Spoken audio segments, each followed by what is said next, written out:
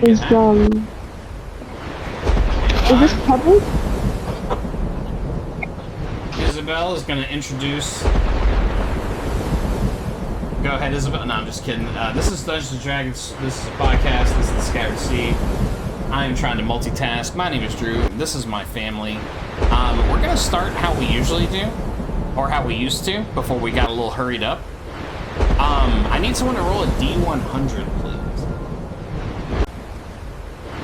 That's a D100. Isabel should do it. Isabel, I don't think she has a D100 in front of her, probably. Oh, MC, go ahead. MC, you're in charge. Roger. D100. Roll for everyone. Sure. Think you can see it? I don't have it up. You gotta tell me what it is.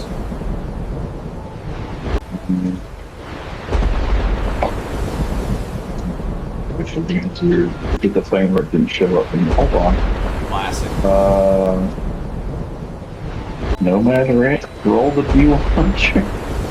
No, he was doing something else earlier. That was his. Yeah, that was his last time. Okay. I'm gonna try Nomad, to if figure. you're watching this, we miss you, buddy. 72. 72. Sorry. Welcome to session 84. We've done this 84 times. I'm gonna erase the name of the old one. And did you say 82? 72. 72. 72 on my little chart is... What? Oh, this is a big one. What is the biggest mistake your character has ever made? The biggest mistake, probably that time that we went into the, was it a storm or? Oh, I jumped off the boat accidentally in the storm, and I killed Christopherson, whatever the horse's name was. Christopher, the Unikelpie? Christopher, yeah, I killed him because he saved my life. That was probably the biggest one so far. I'm gonna put Aldar killed Christopher. Aldar doesn't do well with whirlpools. No, we need to keep him away. Yeah, he's 0 for 2 against whirlpools. Yep. He's bad. Aldar just likes jumping in bodies of water. I think he wanted to be a mermaid. He's supposed to be a mermaid, and that's why his hatred runs so deep. He's got all those swimming gear. That's right. Jumping in. I do have my swimming gear, but I also do jump in sometimes with full armor on. With full metal advisable. heavy ass armor. As a barbarian would, so. As a barbarian would. I mean, very on brand. Sarah, let's go in reverse order this time. What is Amaya's biggest mistake that she's ever made? Joining this crew. Is that your canonical answer? No, it's not. Yeah, and does anyone want to tell Isabel the name of the ship? RB Argana. And for 10 Drew points, do you remember why it's the RB Argana? It's all of our initials. Our characters' initials. Well. And then Red Bull for some reason. Yeah. F1 things. A lot of F1, yeah. Or we were drinking Red Bull, who knows? Yeah. No. Amaya's biggest regret was leaving home. Wow. If you want to learn more about that, we did a super secret special episode. I think that was episode 80. That goes into that. You'll have to get more detail there. All right, Isabella, for your character, what is your biggest regret in real life? Oh God. What? No. What's Red River's biggest regret? Or I'm sorry, biggest mistake your character's ever made, not biggest regret. Mistake.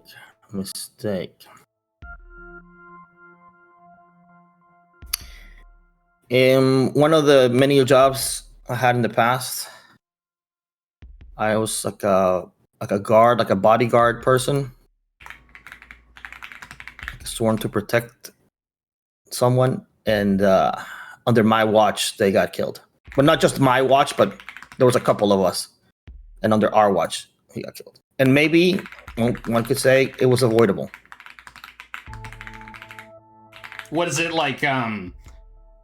Was it grisly? Was it like a murder, or was it just like what had like? You don't have to get into specifics, but what how do you see it happening? They're like we. I'm like the king's guard to a leader of a clan. I like that. This side of the valley and then the other side of the valley, but they're always skirmishes and attempts. But all you know, and normally we would succeed in defending or succeed in attacking here and there, but this time we didn't, and so all it took was one. One errant arrow, one lucky swing. Yeah, so they ambushed us and got the best of us that day. Yeah, that's awesome. Let's go to our boy Angus McDonald.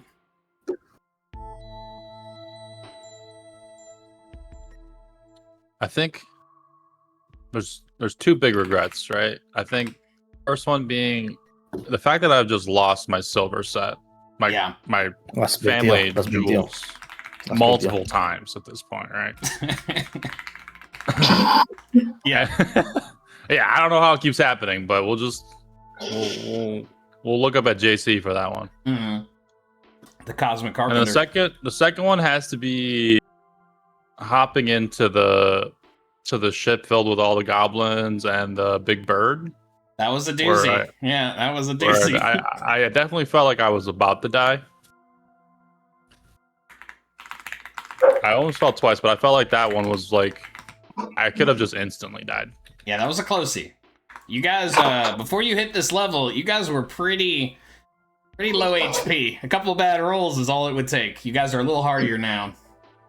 And we started with extra. That was a little scary. Yeah.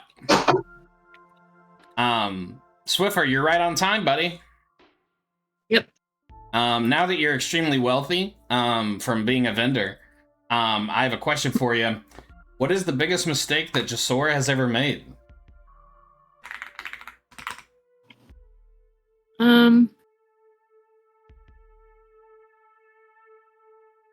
Sora wonders if leaving. Did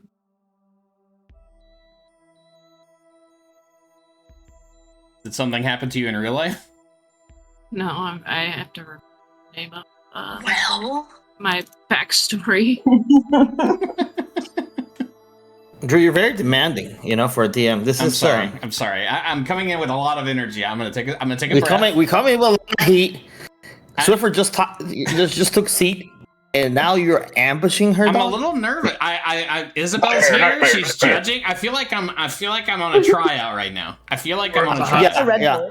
The coach is watching. Yeah, the coach is watching. It's the 10th game of the series. The scouts are here. Yeah. Like I'm a little nervous.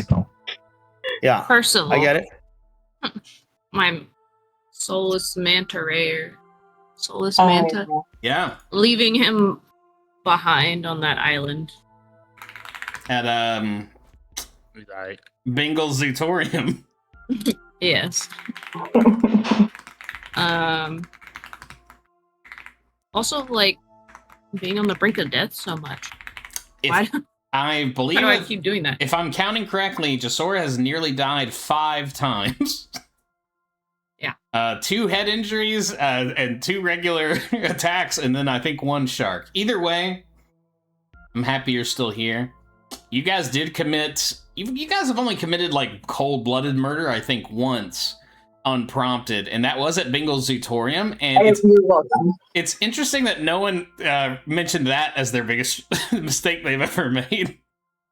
Oh, Hello? I feel so bad. I remember their name too. Yeah, well, it was probably Reggie, unfortunately. Okay. Isabel, I don't know what's going to happen this session. You'll see why shortly. But if I do need one thing from you, when the characters meet new characters, I will just need a name for you to pull out, okay?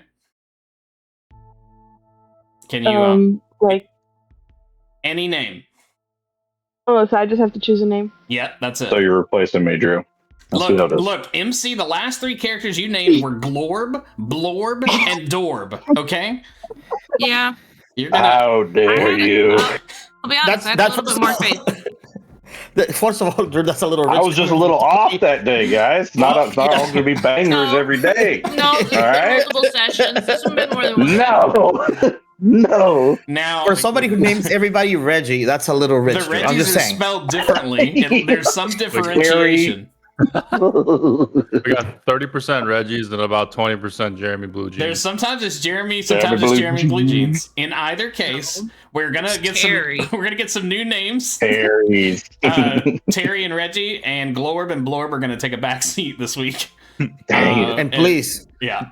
no more Jimothy's because we have like 17 We Jimothy's can't already. we were doing Jimothy's before there was a raccoon that looked weird in Seattle. Okay. Yeah. We ahead of the curb on that. Trademark. I saw that. Yeah. Yeah. Real quick, a little housekeeping. At the end of the last session, I lied to you all. So now that you're all here, I've put it in the chat, but also in whiteboard.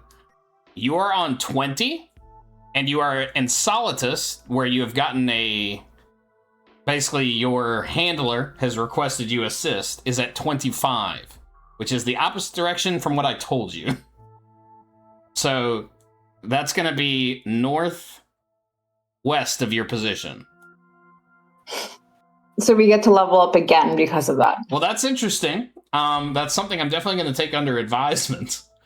Look up. I just advised myself, and no, we're actually not leveling up again. But Damn. that is the direction if you want to go that way. You're about equidistant from your home, Barter's Beach. So obviously, having choices is an important pillar of the game that I'm trying to make here. So you guys can go wherever you like. I just want to make sure I corrected the mistake of lying to you before. But you guys, you have just taken a long rest. You are newly leveled up. There is one thing I want to do before I set you guys loose. I don't think everyone knows the feat that everyone else chose. So if you could introduce your character, mostly for Isabel, and then what is the new feat or new thing that your character can do? I guess we'll start at the top with Swiffer. Hi, my name is Jasora, and I don't have feet. I have fins. Okay, somebody mute. Yeah, her turn's over. That's great. That was good. I thought that was beautiful. Yeah, no, that was pretty good. I'm gonna mute myself before I say something aggressive. Thank you. I'll be here today. I chose Magic Initiate for the Druid, which is kind of boring. Like, one of the more, basic options to choose. And upon doing that, I was able to boost one of my, thingies. One of my abilities. I boosted my Wisdom. And I got to add 2 cantrips and a level 1 spell. So I chose Druidcraft, which lets me do things like sense the weather, bloom flowers and things, create small harmless sensory effects, and I'm able to play with fire.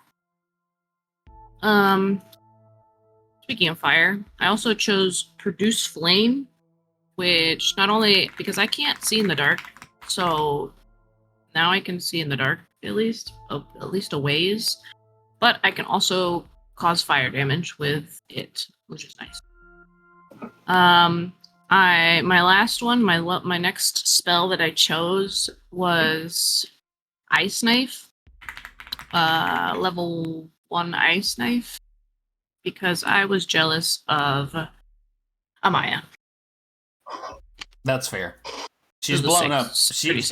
I think she has the highest kill count. Well, I think Red River and I mean, I was gonna say there's no way. I mean, you've killed a lot of people, and it blows up. Highest kill count Blows up in on the the Twitter. campaign, maybe? Yeah, yeah. I mean, overall, you may have the most souls taken from this beautiful world. Definitely the most souls by Ice Knife. Yes, that is true, 100%. Probably on this planet. Speaking of Druidcraft, real quick, Can you tell me about that? Do you have to cast Druid something? craft. Or is it just like... I haven't looked at the spell at all. A cantrip. And let me go to it. Druidcraft. It takes an action. It's instant. It's not a concentration or anything. It gives me whispering to the spirits of nature, you create one of the following effects, and then it's either sensing the weather, bloom, sensory effect, or fire play. Huh. Okay, good to know. What about Angus? I chose the. I guess I'll just go back to the tracker. I did Shadow Touched. My name is. I gotta introduce myself. Who is that? Who's even talking? I don't know what's going on. Yeah. Oh, sorry. I'm Angus McDonald. I play as a rogue, and my character's actually an NPC from the previous campaign that Drew did, and he kind of just annoyed my actual character, so I decided to embody him in this campaign. That's He's beautiful. an extension. Yeah. I actually really, really, really love that you did that. I thought that was great. I'm actually really enjoying it. And I try to stay true to like the little things that he told in the previous campaign too, so I try to keep it kosher. Yeah, so we just reached level 4 and I chose Shadow Touched. This allows me to choose one illusion or necromancy spell, and I think I forgot about that actually. yeah, and then it also gives me the capability of using an invisibility spell, and my character is really good at kind of hiding in the shadows, and this is an extension of that. Do you what spell did you pick? I forgot that was even a part of it. I chose False Life. Oh, yes, you did mention that. It gives me temporary hit points, and it doesn't cost a spell slot, so Yeah, I you just pretty kinda much have it. Yeah, I pretty much will have 2d4 plus 4 temporary hit points at all times. Yeah, pretty sick. The invisibility also is gonna. I've tried not to think about how it's gonna upend everything I've ever planned, because I feel like accounting for that would be not how the story should work. So I'm interested to see what happens. Red River, what's Red River's deal?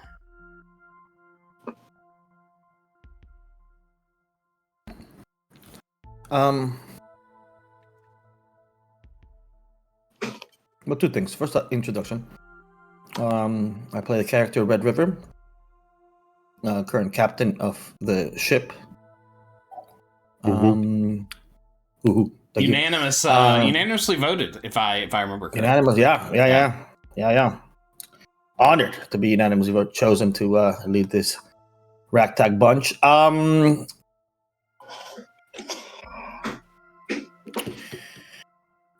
Drew, I don't know what your thoughts on this are. I have selected crossbow expertise, but I wanted something else that's a little more spicy.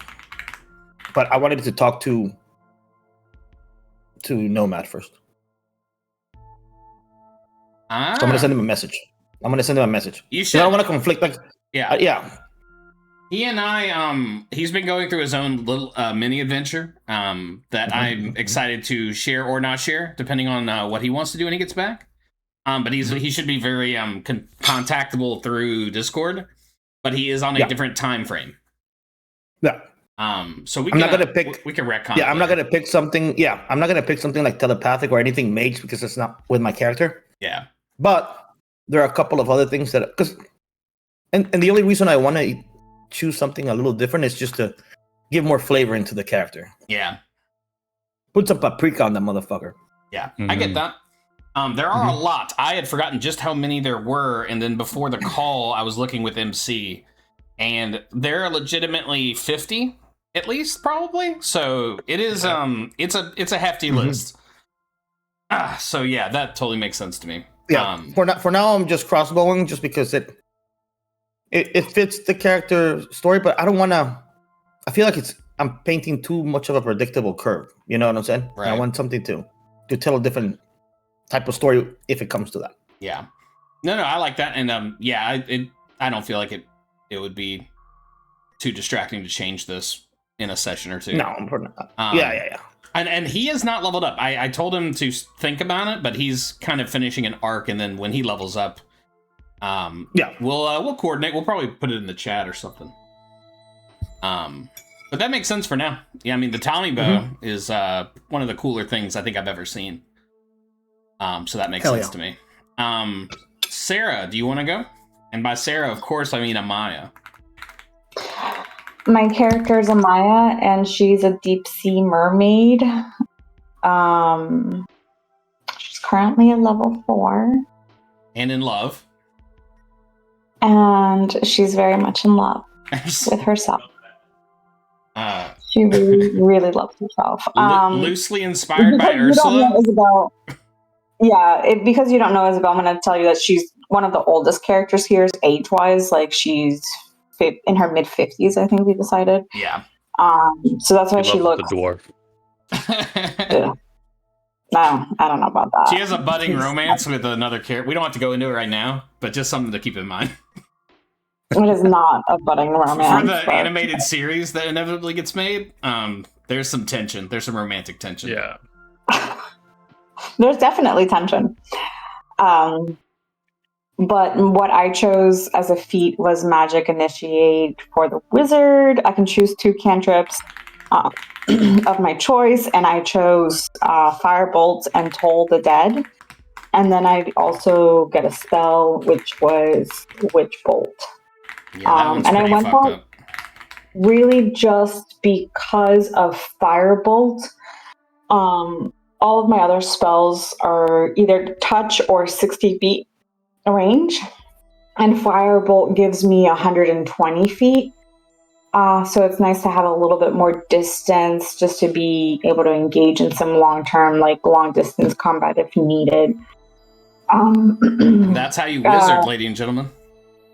On a hit, the target takes a 1d10 fire damage, and a flammable object hit by the spell starts burning if it isn't being worn or carried.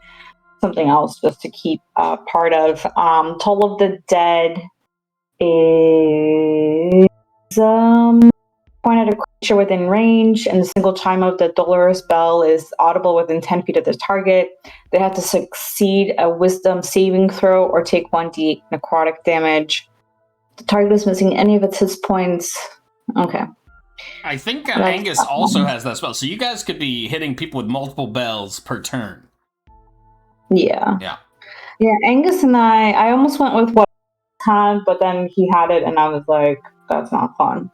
And this one gave me more spells, so I kind of really liked that. I was able to also increase something, but I don't remember what it was. It was probably intelligence, but that's a guess. Oh, I don't know. It might have been like Constitution. It was between 3 of them. I think I chose Constitution. You gotta stay healthy. It's important to stay healthy out there on the high seas. Especially because I have like nothing. You are now up to 22 hit points, which for you is a lot. Also, quick parentheses for the benefit of Isabel, that is new to some of this. A lot of what Sarah said sounded like mumbo jumbo, not just to you, to all of us who don't run a magical character. So like sometimes if you haven't run a magical character like I've never done, a lot of what they do, it literally is like how a fax machine works. I don't know. But just does. There was a lot of words there, and I just picked up like 2, and I was like, that sounds electrical. Yeah, that sounds cool. Something about dead people and rising them. Yeah, that sounds cool. I'm down with it. But yeah, don't let the wording of all the stuff throw you off. It's just cool shit. We're just talking about cool shit. Whenever I have to use JP's character because he's like on the bathroom or whatever, I'm looking at it and it's like reading Chinese sometimes because I'm like, it does so many things and I'm not paying enough attention during his turn to know exactly like how he moves his character. And so I'm like, when we're fighting, I know he deals with a lot of damage. How does he do that? I have no idea. I just let him do it. So it's like, yeah, it's like a whole another world using somebody else's character sometimes, or listening to it, because you're just like, none of that means anything to me. Yeah, Yeah. I'm And as really a gamer, grateful that you guys chose disparate, like very different characters. Yeah, it's nice. Yeah. And as gamers, we try to like know the ins and outs, but D&D has a lot of things going, so just consume it at your own rate. I barely Yeah. know You it. have I to rely understand on everything. them. Sorry, Sarah. I'm like go ahead. reading it off the thing, and I read it just really, really for Drew's purpose, because I know he's going to ask. And Yeah. the more we hear it and see it, the easier it is to remember. So it's for mine and Drew's benefit, just to like keep saying it, so that I know what the heck I'm playing with. And then when it's my turn, I can make a better, more informed decision in less time than, taking 3 hours to make a choice, which I do sometimes. Also, yes, I don't need to talk to Nomad anymore. I figured it out. You picked one? I picked exactly what I was looking for. Something I didn't spoke to you? Yes, I previously, when I was reading through them, a couple like stood out, but I purposely glazed over anything that had the word mage in it, because I'm not going there. So mage initiate, mage whatever. That's not your character. That's not me. But I'm so good at filtering out that I didn't see mage slayer. Oh, that's shit! What I'm gonna be. Yeah, that's a cool ability. Yeah. I was reading that for a bit. Yeah, and it actually ties into some of the my actual storyline thing. So we're gonna keep that guy. Yeah, you've been playing. He has a pretty healthy distrust of the mystical arts. Yeah. But I like my magical people, and I see the value in having magical folks. But from the village that I come from, we have a bias towards it. So it's the traveling and the exposure to more of magical things that has kind of like caused me to like re-understand magic. Because in my village, they think of it as the devil's work. Yeah, that's right up your character's alley, and makes total sense. I have a question for Red River. Yeah. If Red River has such a distaste for magic types, why did you appoint Angus as the right hand as a magic user? Because I don't see in color or magic. Let's go. I see beyond the power of open-mindedness. Yeah. No, but yeah, but I think at the core of it, like Red River, first of all, understood there was an element of brainwashing in his village that he wasn't okay, which is kind of what caused him to go outside. And just being a journeyman and doing all these things, he doesn't really care like what the person's about, as long as they're trustworthy. You know what I'm saying? Or have good qualities. So he was like, Angus, solid as oak. He's all right. He's good. That's all right. He's good. He's one of the good ones. Yeah. Appreciate that. That's beautiful. MC, what did you pick for Aldar? We just went with the basic B, Sentinel, just because it seemed good. So if you don't know what Sentinel is, your ability score increases. So I get to I just put that towards strength, which my guy's already super strong. And then Guardian, immediately after a creature within 5 feet of you takes the disengage action or hits a target other than you with an attack, you can make an opportunity attack against that creature. That just increases how many times I can attack people, which is good.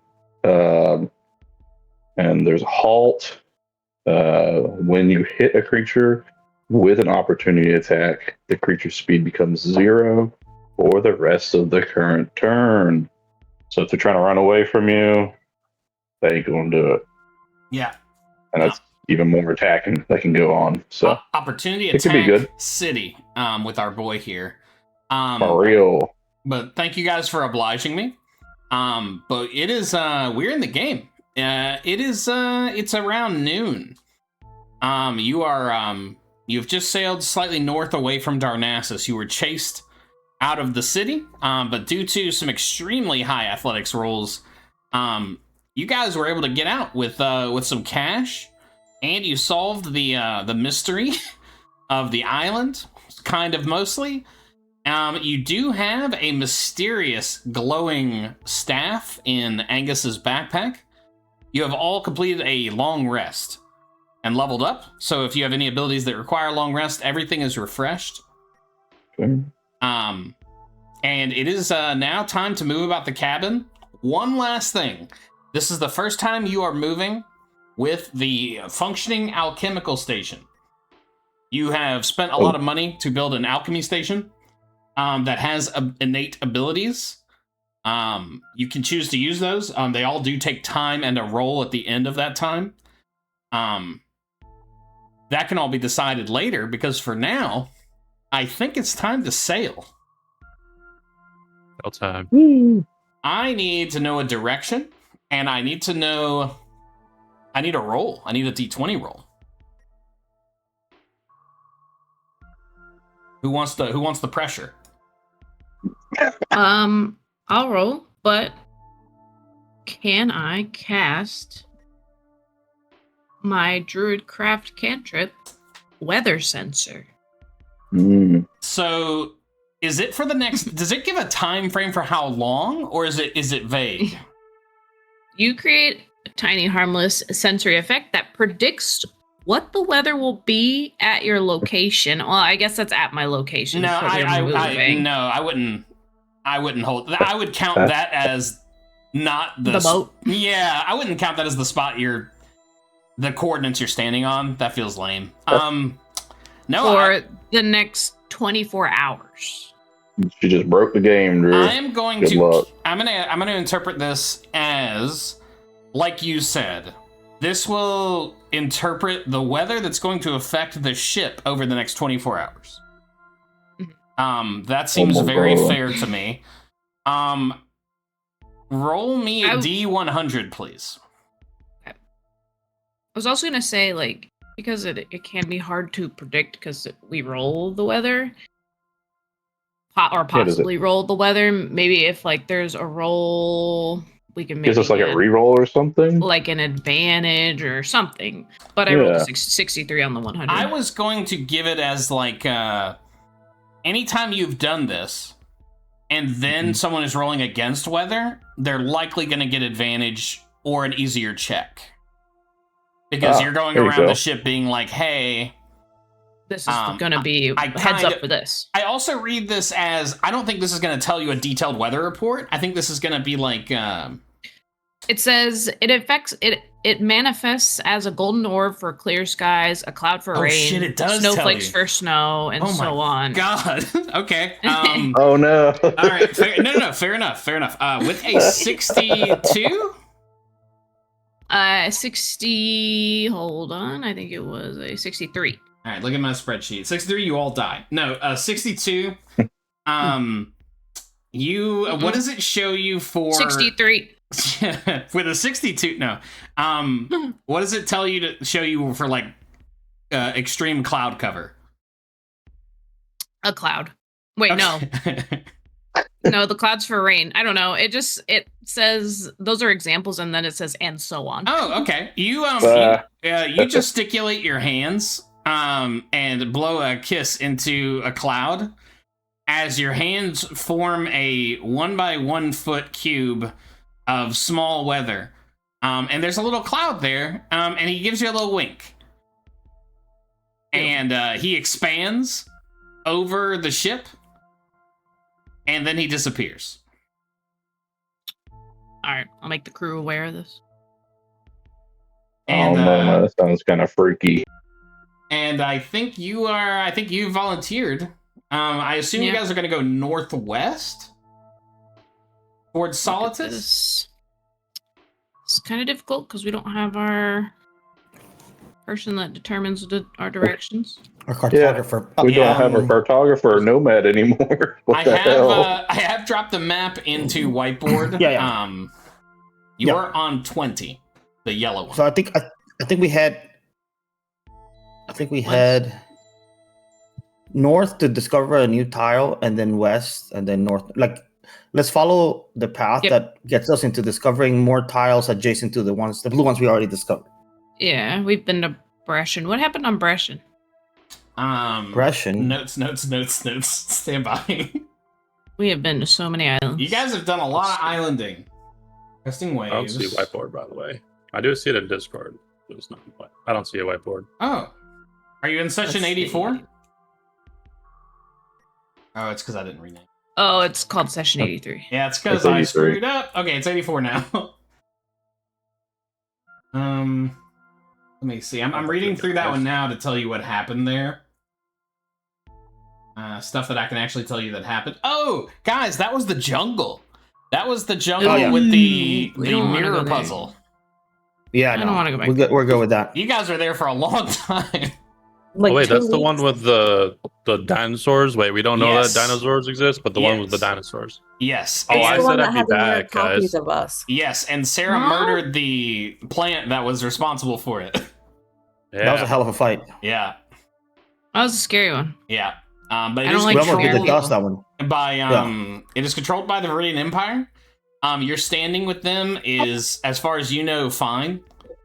And I think you left on good terms, actually. So, for what it's worth, you might be welcomed there. But we can discover some new tiles as well. Let's Give discover me some new tiles. a D20 roll, Swiffer, Head north.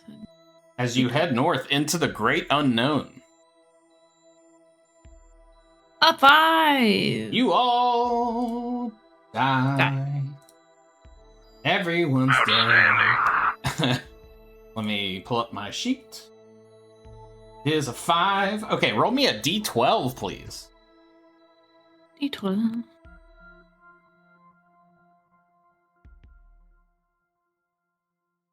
Okay.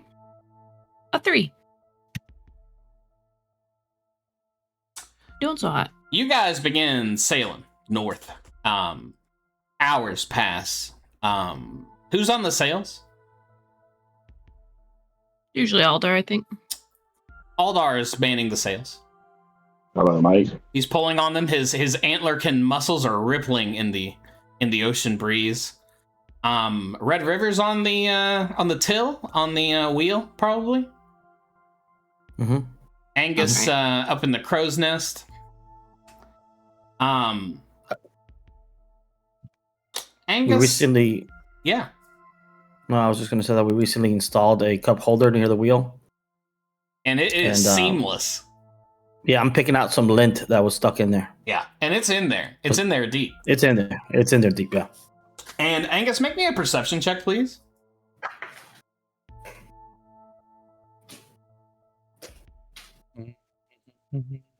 As you attempt to perceive. How does a 3 do? Everything seems fine. As Guys, you guys, everything seems fine. yeah, everything's great. You're getting thumbs ups from everyone.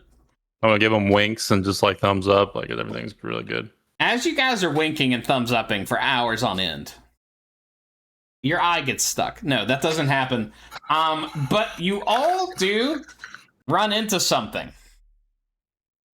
And I need everyone on the ship to make a dexterity saving throw, please. No. Dexterity. Dex saving. Okay. I rolled a 10. Anyone 7. who rolls below 12, I've got some news for you. I got a nat 20 plus 7. You're 27. feeling good as hell. Yes. I'm glad I rolled a nat 20 when that was my fault was causing this. Yeah, me too. The ship launches forward as it runs aground, and if you rolled below a 12, you're going to take 4 bludgeoning damage as you hit with a crack against the wood of the ship. JP, Nearest you you. rolled a custom. That was me. That's my boo. I'm rolling as Red River. Right. No, I thought I rolled a 12, but maybe I didn't. Said you rolled custom 4. It was weird. Dex save 12 1 minute ago. There you go. Also, the ship is going to take 14 damage as you run directly into a sandbar that is jutting out of the waves. You find yourself amongst several shoals. What would you like to do?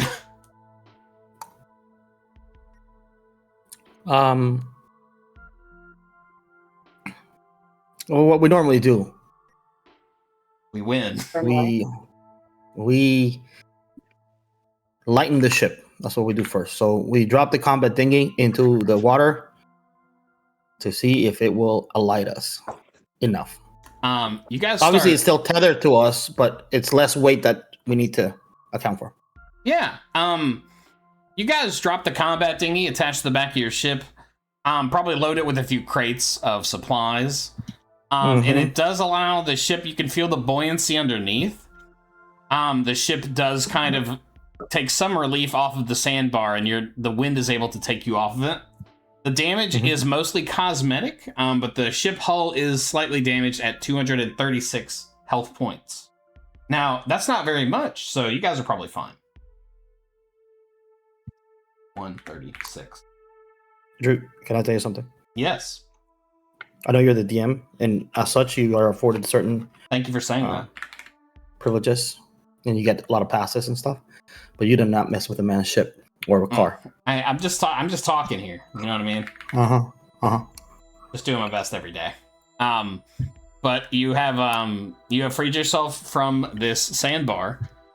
As a heavy fog sets in around you, as it takes you probably about an hour to drop the ship, the combat dinghy. It is now the sun is hanging low, and fog is all around you.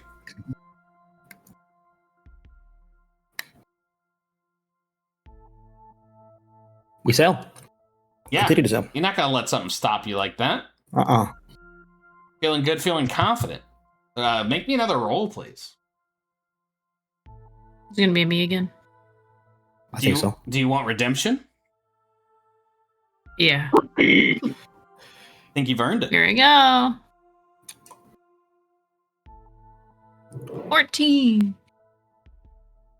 14. Drew is scrolling. He's scrolling all the way. Roll me a D6, please.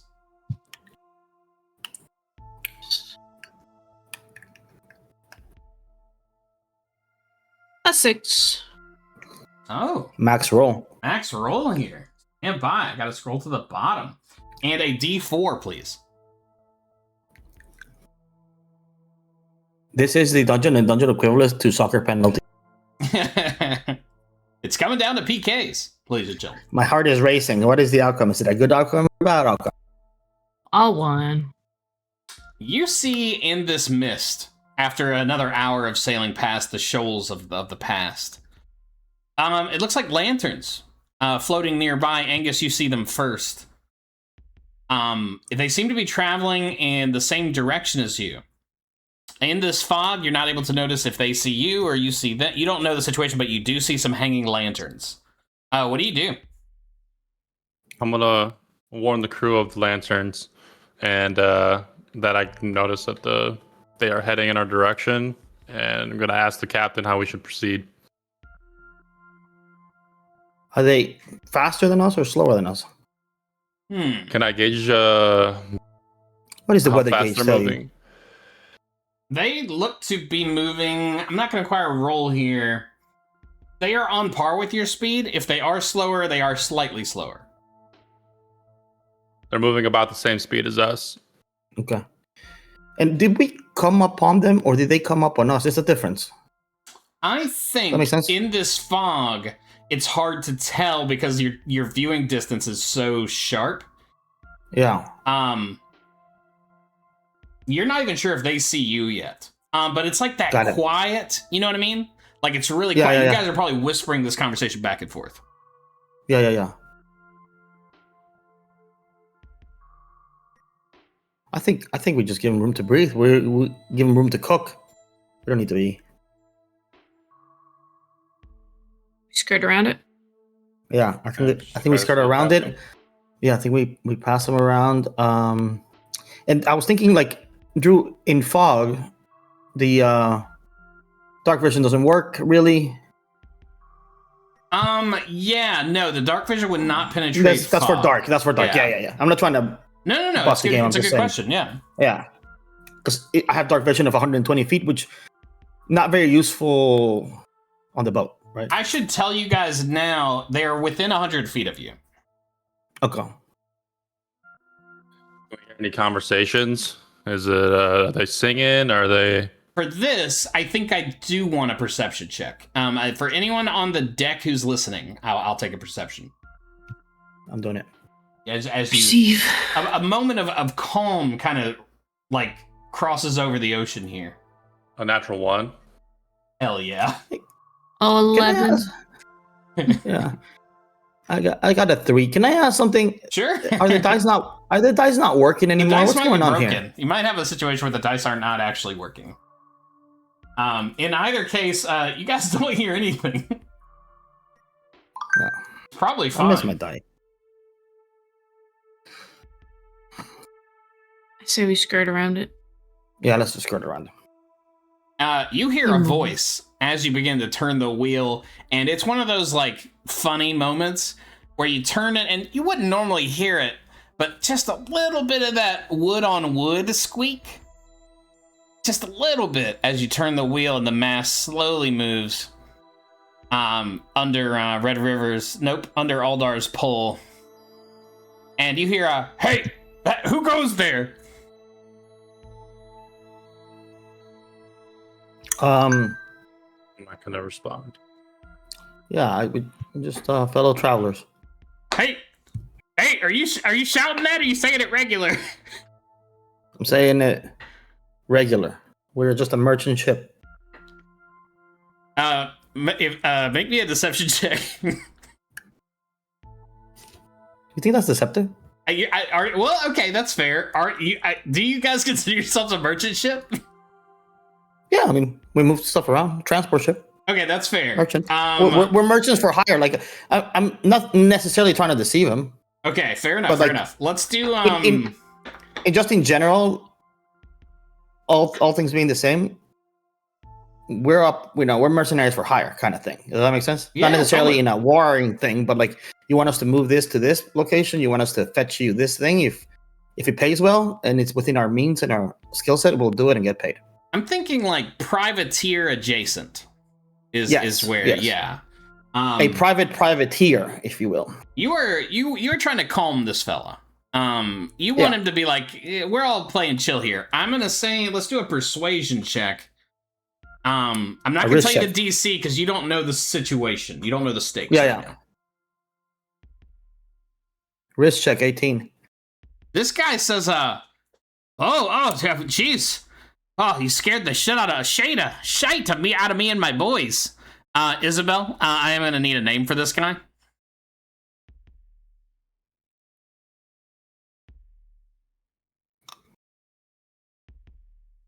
Any name will do. Male coded if you can. I'm on standby. And MC's waiting in the wings, baby. Get ready for vlog. Vlog. Unmuted, but She's coming. She's bringing it. She's got to formulate. This kind of genius takes a little time to percolate. He can't rush perfection, fellas. Can't rush You guys it. already know that. Randall, with a question, exclamation mark. Sorry.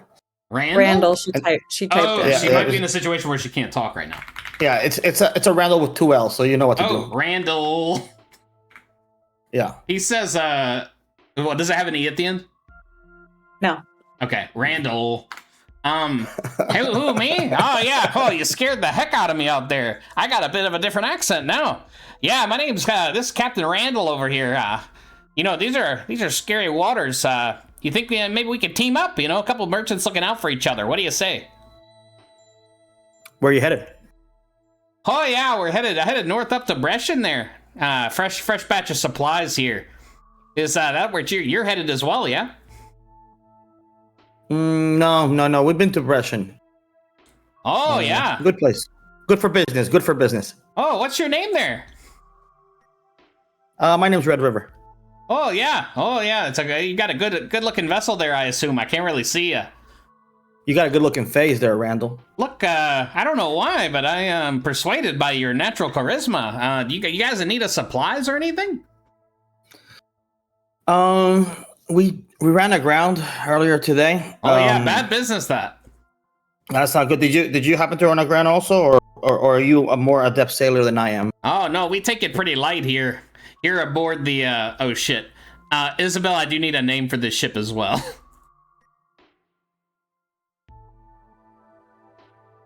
She dropped out of the call. She said absolutely fucking You not. made her leave. I put too much pressure The on her. Frost Maiden. That was too much pressure, Drew. You can't do that first feel day. bad Bud. about That's it. too much. I'm You not asked happy too You can't about do it. that first day. That's Yeah, that's not yeah. a first date question. Yeah. We should have sent her to HR. MC, take it away, Law. Yeah. Oh, she said here we Randall. go. Here we go. She typed No, out Randall in general. Hold on. Yeah, that was for the man. Oh, gotcha. Hello? Hey, buddy. There we go. She's back. Oh, yay. Okay. Yeah, I was completely muted. Okay, yep, that'll Discord. happen. Yeah, That's a Discord's Discord. Just Drew imagine you're knows that giving the well. monologue of your life, and then you realize you're muted. It's we've all been there. I was so excited to give the Randall name, and Oh. it Yeah. was just crickets. I was like, okay, never mind. Yep, I've done the same. You're like, oh, I guess that wasn't as cool as I thought. Yep, nope, been there, cowboy. If you could, I need the name of Randall's ship. It could be literally anything. Literally anything. The Outlander. Excellent. Oh yeah. Oh, my name? Oh, Captain Randall. I think I've said that 3 times now. Yeah. Oh, we're running the Outlander out here, moving some cheese for the Viridian Empire. We can trade with you if you need to fix up your ship. You can plug it with some cheese, maybe. We do love cheese, but I don't know if it'll plug. What do you want to trade it for? We don't have much right now. We're in between gigs, Randall. Oh yeah, sure. Oh yeah. Well, the boys over here. Yeah, we're the boys. You hear? Yeah. Oh, they just love a good drink. I don't know if you got any swill over there. They've been drinking some bad brewskis over here. Our not Bud Light. That's too on the nose. Our coconut wine's gone real bad over here. Our Ludbite. Yeah, it's real bad. Our Ludbite's gone to shit. Let me tell you something. I'm You're in gonna. luck. Yeah, I'm gonna cast my mage hand, and I don't want them to see it because I want it to be like really cool. I want them to be like, "Whoa, this is Oh really shit. cool." They have floating alcohol, right? And I'm gonna grab it and hand it over. What do you send over there? Do you guys have alcohol? Mm-hmm. Yeah, I think we have a lot of it actually. It was like one of the first things we worked on. You guys have 2 casks of Viridian Malbec. No, we're not gonna give him that shit. We're gonna give him our. Oh, We're you're We're also. giving our homebrew Nanatar. Oh, you're giving Yeah, them some we're pushing Nanatar. product. We're pushing product. This product placement at its finest. You're out here telling them the good news about Nanatar. Yeah. Yeah. About Barter's Beach. We gotta You get him to forget. Barter's Beach. Also, Yeah. probably have some baby rum, don't we? I think the baby room might have got drunk. I think you guys got a little desperate at some point. That would definitely happen. This is all We're powered by canonical. booze over here. Isabel, This is but Neanderthal. it's mostly just buying and selling alcohol to other people. Yeah, you grab a tankard of your finest Nanartar and you mage hand it over, invisibly mage hand, and you triangulate where he is based on where his voice is coming from. And he goes, oh, geez, if my name ain't Captain Randall, come here, look at here, boys. They got some floating alcohol mixtures. So it makes it even tastier. Yeah, I don't want to pour him a shot. Yeah, he drinks that Nanartar down, and he coughs a lot. He says, "Oh, I hope there ain't no nanners in here. I'm deeply allergic." It'll buff out there, Randall. He starts convulsing. No, that doesn't happen. He doesn't. He gets a fantasy EpiPen. But he says, "Oh, that's good shit. Yeah, we got some coin over here. How much you selling there, fella?" Let's just trade it for a barrel of cheese. This is our home brew from Barter's Beach. I don't know if you've ever been there. And I pass him the pamphlet? coordinates. No, just a business card with the coordinates. Oh, this is good stuff. Yeah. Hey, I'm happy to do this trade here. Can we lower a gangplank between us? Yeah. One quick thing, Randall. Oh yeah.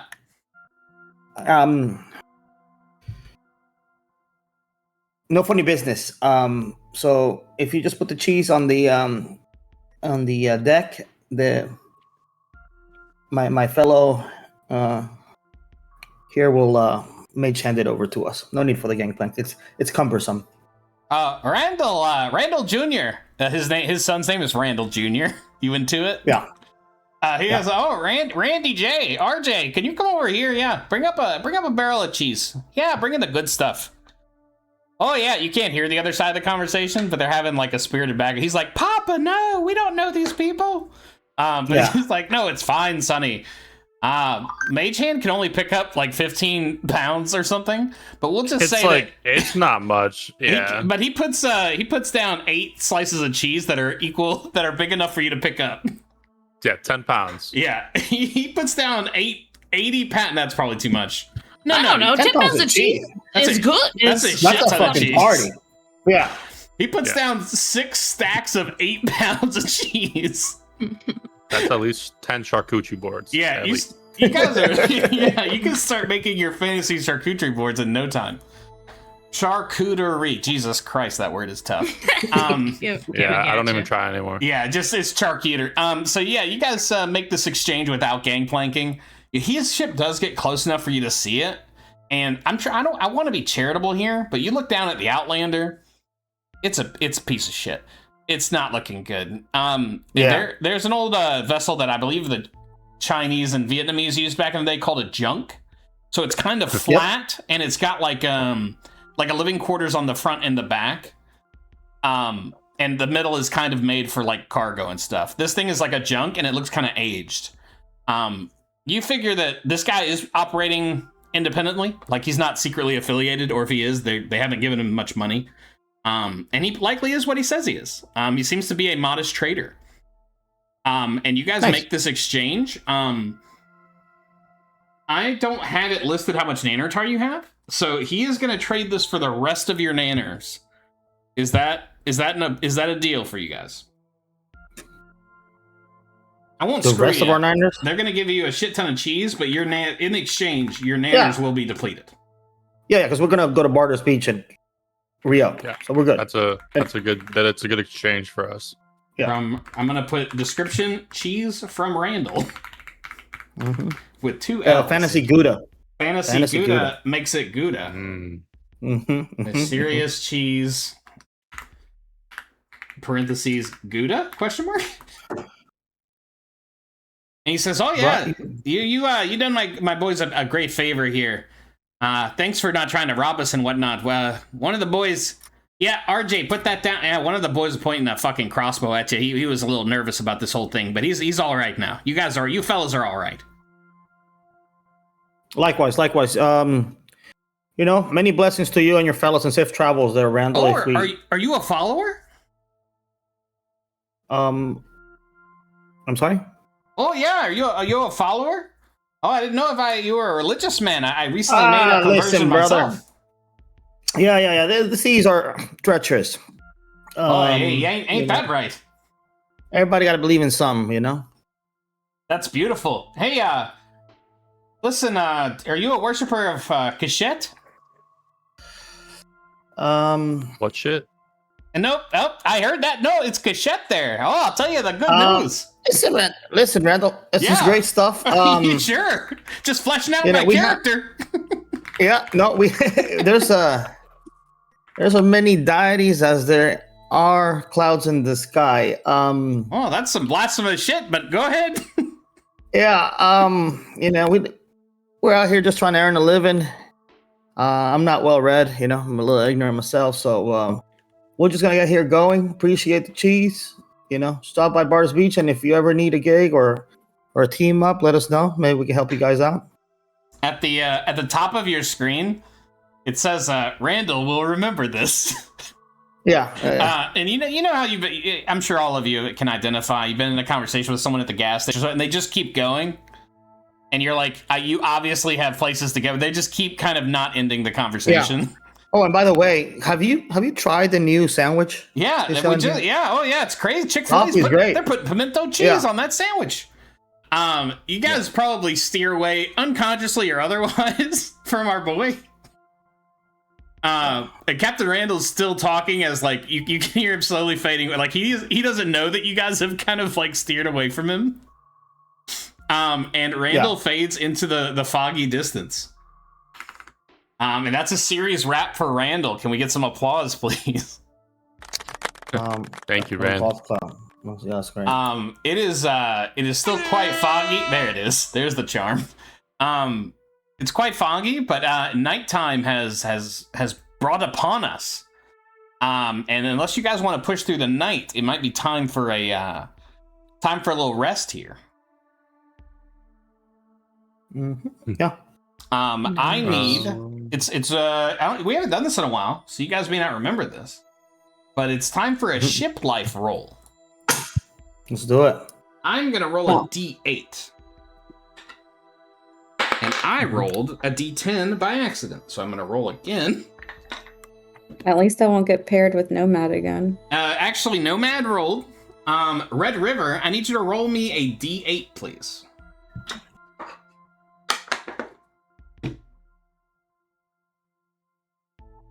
On it. 5. Sarah can't catch a break. Red River, what do you do at the end of the day on the ship? At the end of the day, of today's day? Yeah, Any day. After talking to Randall, how do you end the day? I like to write in the captain's log at the end of the day. You realize your quill? Nope, the quill doesn't run out of ink. You need your fantasy eraser.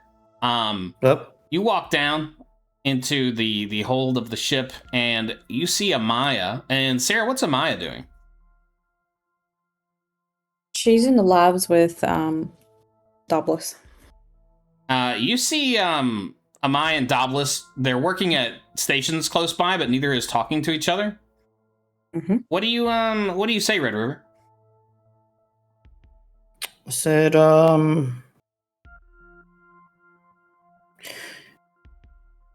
does it hurt when you magic around?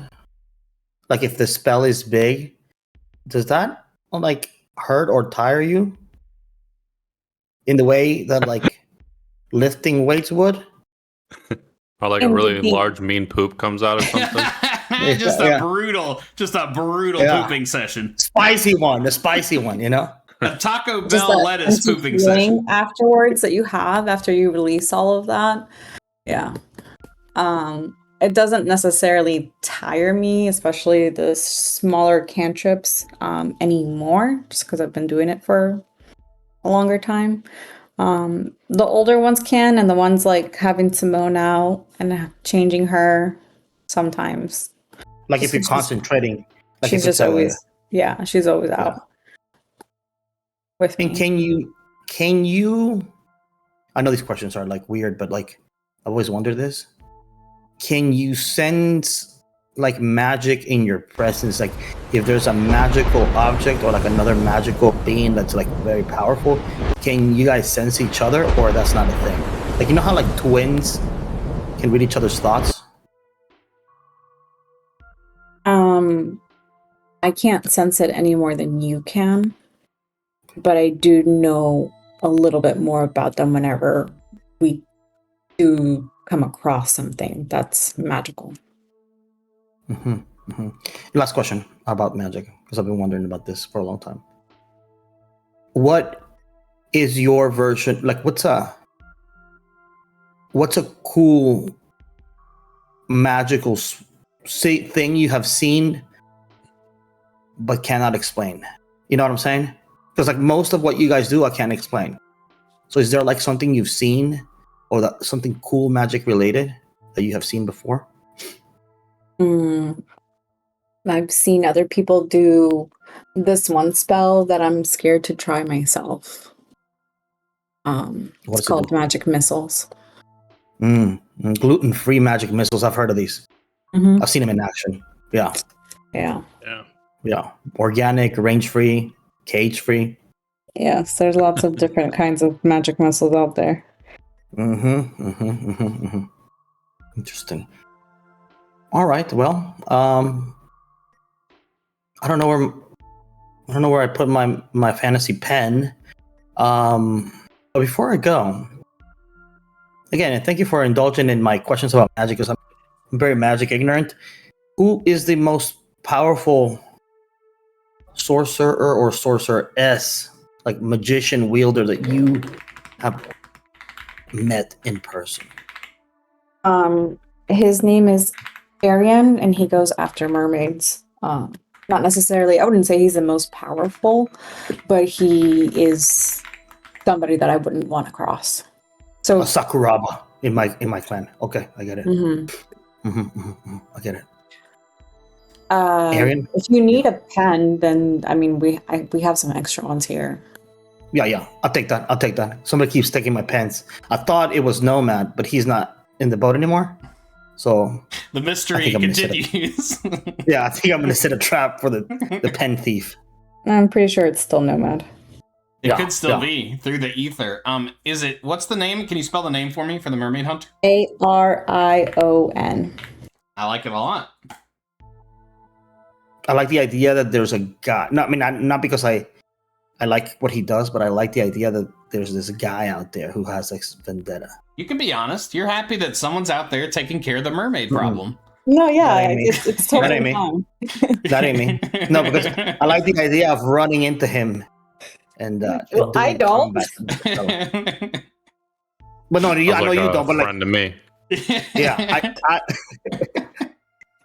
I like Angus, a good child. I like a good combatant. Angus actually has a poster up next to his cot. It's just Arian it's the Backstreet Boys and then this guy. Yeah. It's pretty awkward because like everyone can see it. And he says it out loud. He thinks he's saying it in his brain, but it's definitely just like coming out of his mouth. Actually fully just saying it out loud. What a cool guy. I think just Sora at one point was like, I can hear you. I can both see and hear you. Yeah. It is the next day. It is a beautiful, beautiful morning. Swiffer, I guess you're gonna do these rolls instead of me. So in a way, this is a gift. You conjure your druid craft, I assume? I'm predicting the weather every day. All right. Yeah, all right. And this is not a spell slot, so roll me a D100. It's pretty helpful. I mean, it is. This is what a person would do, I think, if they had the capacity. A 95. Really? Yes, really. Holy shit. Okay. Also, yeah, my dice are fixed, and now I can see the virtual dice on the screen. This is great. We're back. Oh, it guys. feels Thank good you. to see them rolling around and stuff. It's the best. Yeah. It is that same little cloud, the same little animated little face appears. He shakes off the cloud, and underneath is a beautiful, beautiful sky. He's the sun, and it's like there's a little rainbow behind him, and he winks at you. I let everyone know. And it's time to roll those bones, ladies and gentlemen. I feel like Aldar hasn't rolled sailing bones. I think Aldar hasn't rolled sailing bones in a while. I think it's time.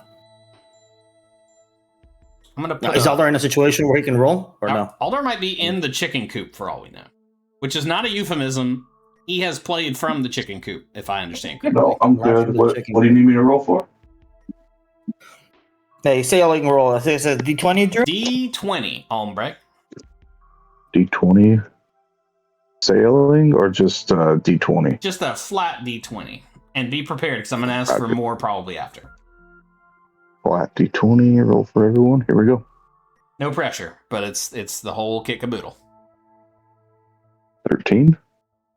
Scrolling. Excellent. Roll me 1d6, please. 1d6. Okay. Where's that button? Red button. Joe. 2. Yes. Let the hate flow through you. And finally, a D12, please. A D12. Okay. You're ridiculous. Red button. Oh no. On one. Yes. Now, if you could, roll it for me one more time. Which one? D12? Yes, sir.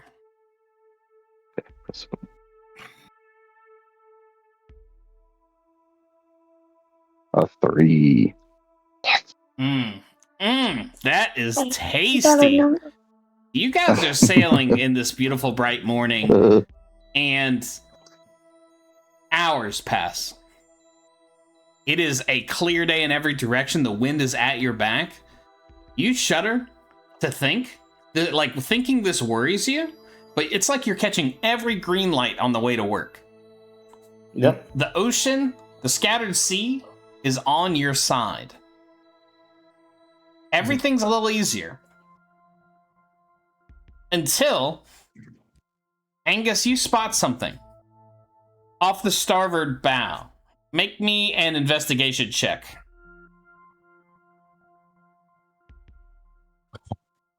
It was teetering between a 1 and a 13. Thankfully, hit the 13. 18. That would have been a lot of fun. With an 18, several hundred feet away, you squint with your powerful squinting eyes, and you see a pirate flag. Uh-oh. Flapping in the wind to your right. But it's a clear and beautiful day. And you see something else. Off the port side. It's a pirate flag. They are 300 feet from you on either side. And they are headed your way. They are parallel with you, but they seem to be listing towards you. From this distance, I don't think I have anything more I can tell you. I'm going to tell the team to prepare our weapons and prepare for battle. Battle stations. Do I recognize the pirate symbol? Have I seen this before? With an 18, you get a pretty good look at these fellows. You have not seen... In this world, I've always liked the idea that pirates using different versions of a similar symbol to identify themselves. You have not seen either of these flags before. This is not an encounter with these people you've had before. But I do know it's 2 separate pirate ships, correct? Yes, correctamundo. All right. Well, yeah. And they're flying the same symbol. They are Meaning that flying there's different some symbols. Different symbols. So Different I'm going to symbols. suggest to the captain we should try to just stay away from this. And if they chase us, then they chase us. If not, then I like the we know that they're after each other. Yeah. And we were just caught in the middle. Yeah, I like that. I like that. Can we feel what way the wind is heading? Are we like up? Is the wind working with us or against us right This now? is a beautiful Do we have day. the weather gauge? You have the wind. I have the weather gauge. Yeah, let's just try to get away. Yeah, I'm with it. Shall we do that? Sorry, I just found something else. They've added some stuff to D&D Beyond, which is kind of cool. Make me a sailing check as you try to capture every bit of wind behind you.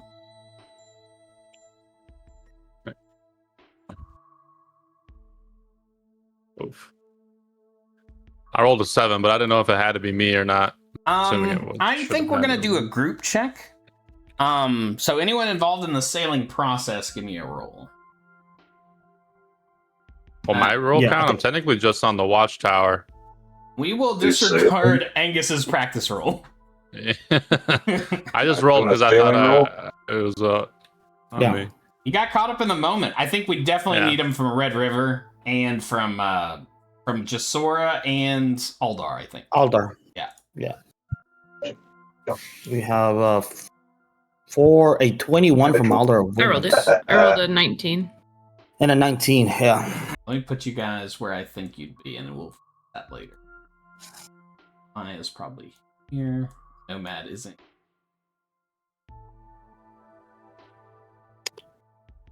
Here. Angus.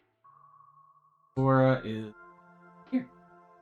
All right. Drew, why would you place us we're just sailing. You don't need to place us you're somewhere. right. Everything's fine. You guys, through some extremely proficient efforts, Aldar and Jasora Despite Red River's errant sailing, How dare you? you guys able to pull ahead. The next minutes pass with a bit of tension. The good news is you guys begin to pull out ahead of these ships. The bad news is it becomes clear that they are not sailing towards one another, but they are sailing towards you. They have closed the gap, but not far. Let's say they're about 250 feet from you in either side. I'm going. Do I see anybody? Do I see like You are a little closer any of the people now. driving? Let me make some bad drawings here. Oh, those are really bad. Ignore those. Let's keep your 18 that you rolled before, as you get a little bit better eyeball for these peeps. The one on the right has 3 large ballistas hanging off the front of their ship. Huh. A ballista, for those of you who maybe didn't play as much Age of Empires as I did, think of like a very big crossbow. Like a car-sized crossbow that shoots, thick tree-sized, spears. Projectiles. Yeah, nasty sons of bitches. The other one, oh, this is fun. I forgot to say this. This black flag you can see more clearly now is a black flag with a pirate skull and 3 red hearts popping off the top of it. Like, it's kind of cute. Okay, I like it. The other one is a skull with like an arrow through its head. Like, it's kind of grotesque to look at. But the one behind you and to the left has little hearts on it. And you don't see anything of interest about that ship from this distance. You do see movement on the hull of each. Like, I'm not, so not in the hull, on the deck of each. You can see people moving around. You don't have an exact number yet. I'm gonna send a message to whoever's on the one with the hearts. What do you say? Also, before I forget, Aldar and Jasora, you're going to tick up 1 for your sailing mastery. If you do not have a pie, you're going to need to start 1. Yay. I think this is Swiffer's first successful skill roll of the campaign. Hold on, dare I you. might How have dare you? prior How to dare you? this. You might have had 1 before, but in either She's case, done the Aquan. She learned ancient that's true. Aquan. She did. She learned Aquan before anybody. before Hold it was on. cool. Nope, I have a current clock that says 1 of 3 for shipwriting. That's not that the is, same. yeah, that's ship repairing, but a good one to track. But yeah, that's a different thing. So she's from the ocean. She doesn't speak Aquan by now.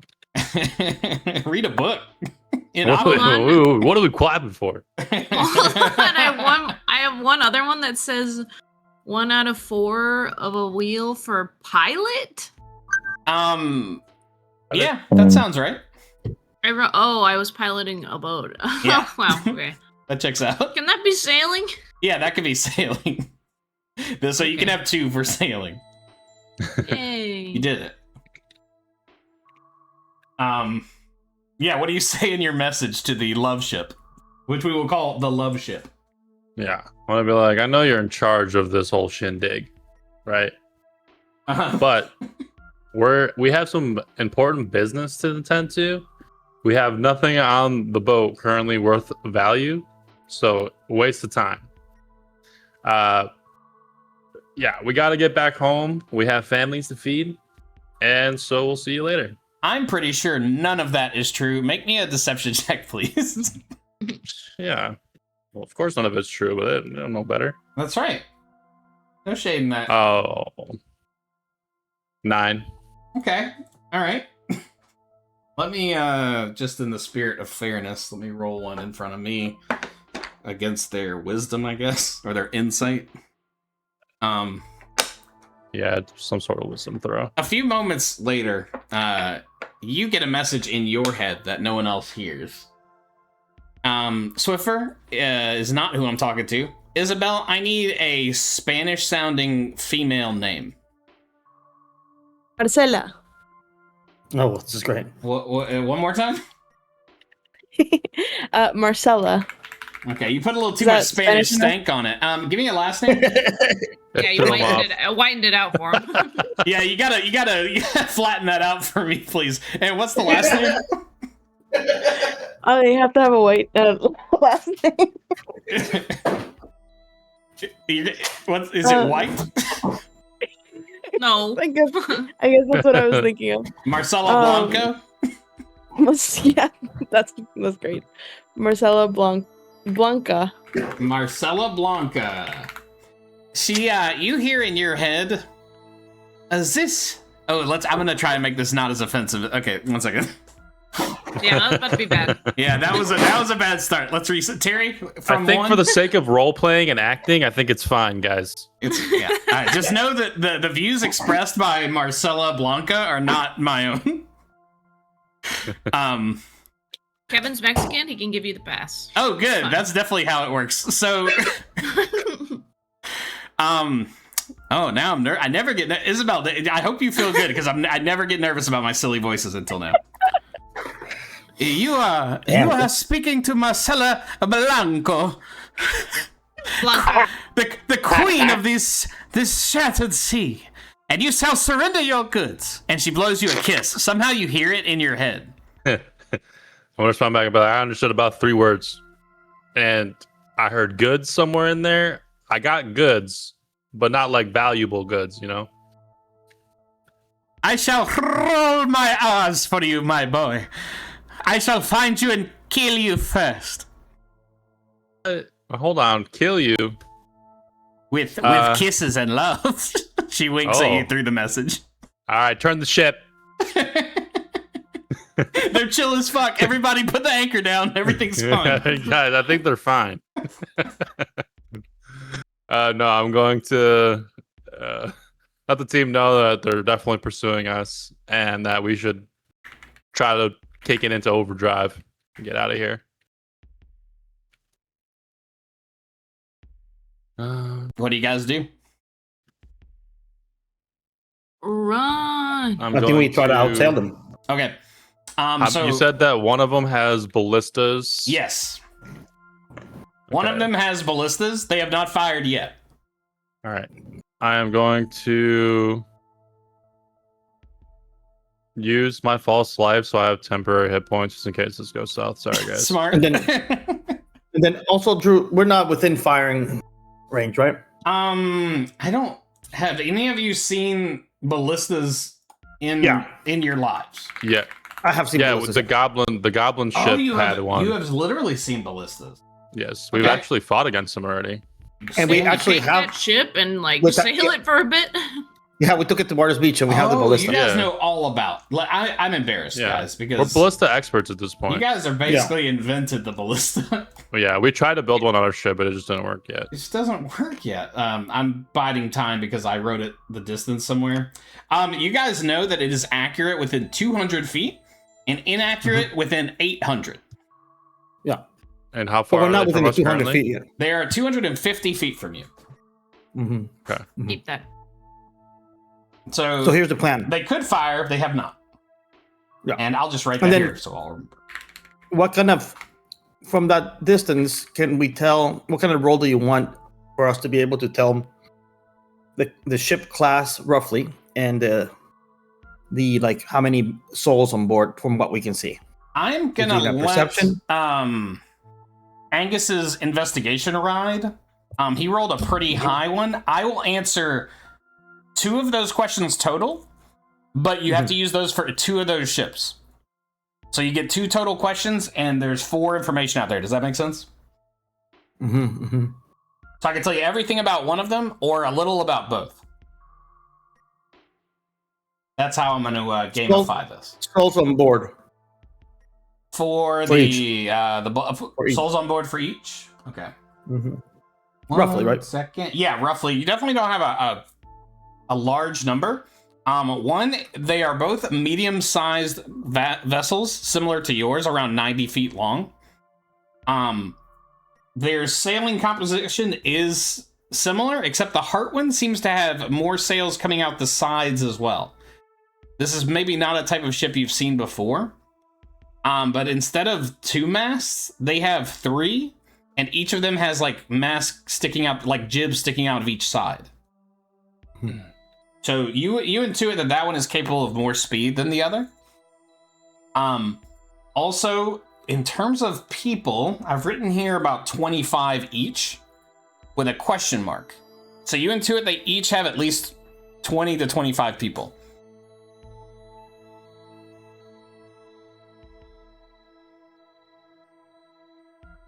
Oof. Yeah, we gotta get out of here.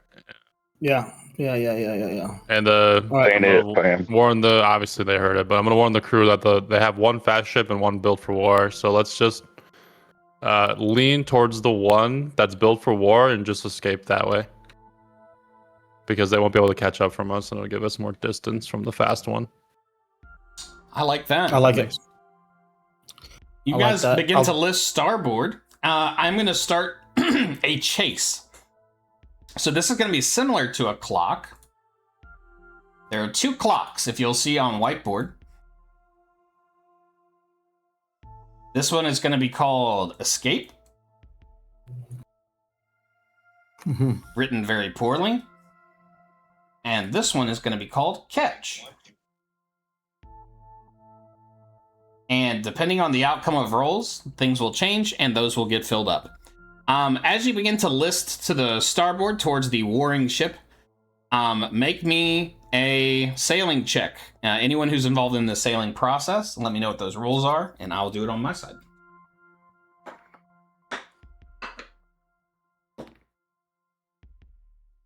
14, 13, and 16.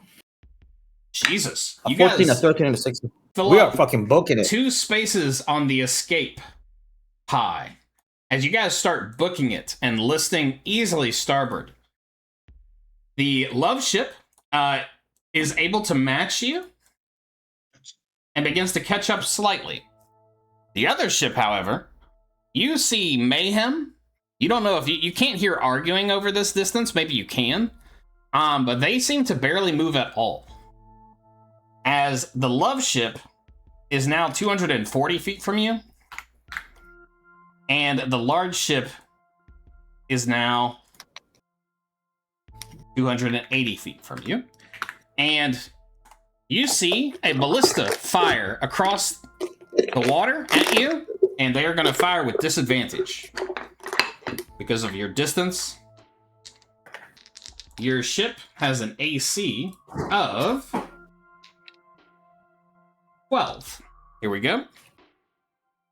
They fire with a 4. You guys see a ballista, and it fires so high above you that you lose it in the air.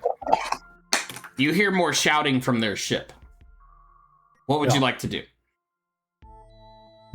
Go ahead. I'm gonna cast a fog cloud behind us.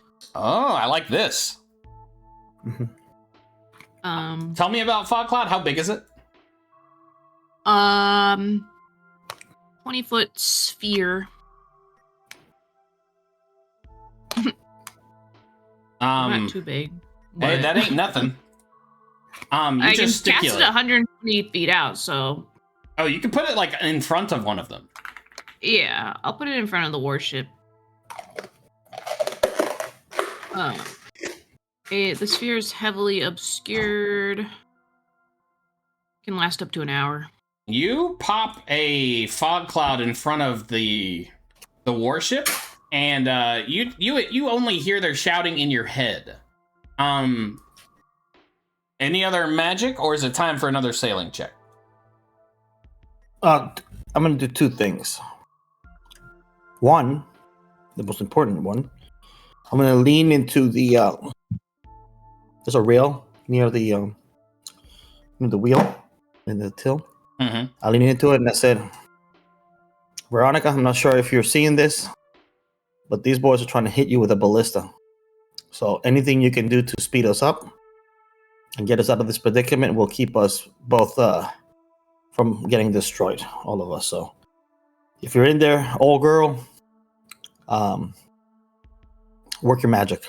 Face appears in the railing, and she says, hey there, it's been a while since you guys talked to me. I love talking to you guys. Hey, listen, I do have a quick question for you. What is a ballista, and why don't we want one?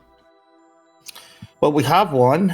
More on that later. But it's a means to protect us. You know how people are trying to kill us all the time. Yeah, it seems like people really don't like you guys. Well, it's less about us and more about the valley. But that's neither here nor there. We need to get away out of here fast. So anything you can do to help would be great. You know, if you have any tricks to make yourself faster, meaner, leaner, let's don't hold out. Let's get out of here.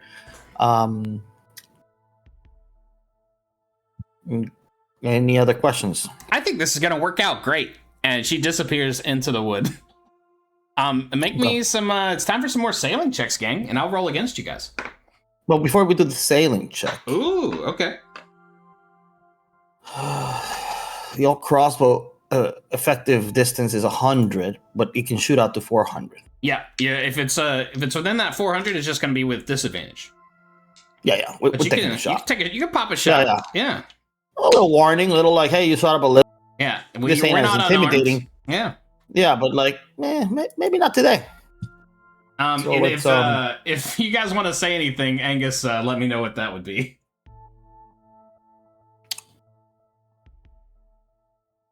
Disadvantage. And let me know what the crossbow hit is. It's a 6. Okay, yeah. You load that sucker up, and as you're getting it adjusted against the railing, it goes off. You don't see where it goes, but it doesn't go towards either ship. Yeah. They're not even aware that I tried to attack them. Yeah, it didn't work, but now you're ready. Now we say bad one's out of the way. Yeah, the warm up. That was a warm up.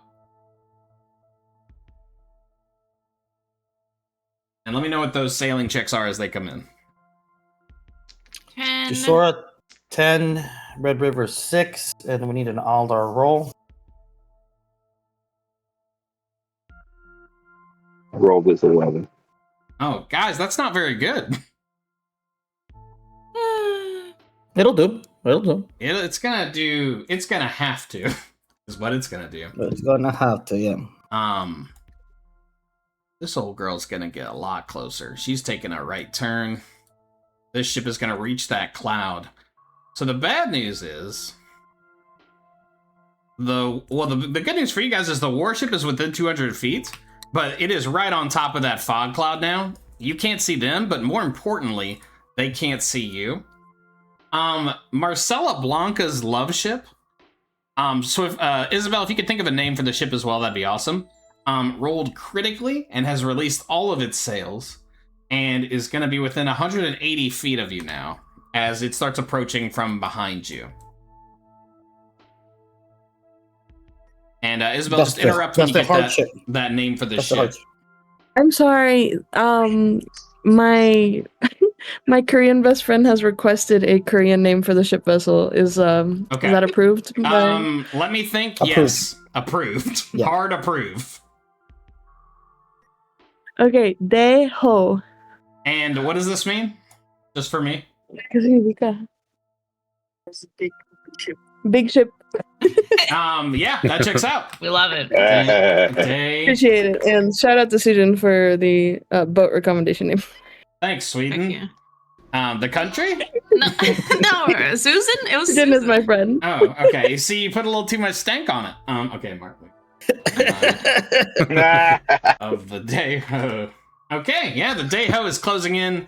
Now that you can see the Daeho, you can see it beautifully written, and there are also hearts beautifully drawn on the side and the hull of the ship.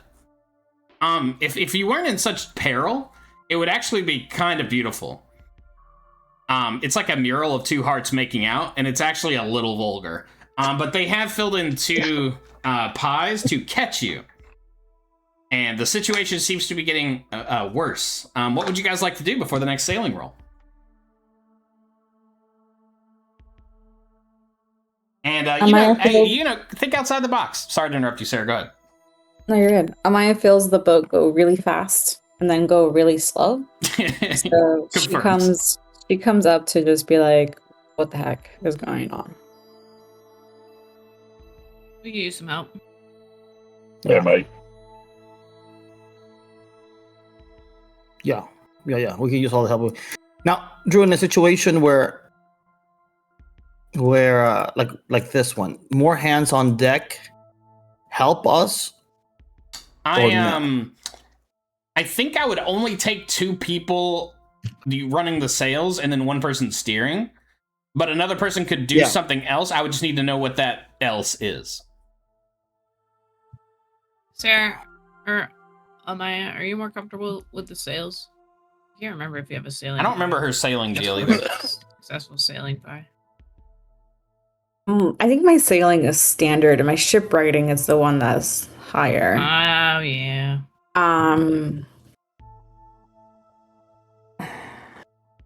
Can't fix it in the middle of a fight. You can try. I have rules for that. How far does a nice knife reach a fool? Only 60 feet.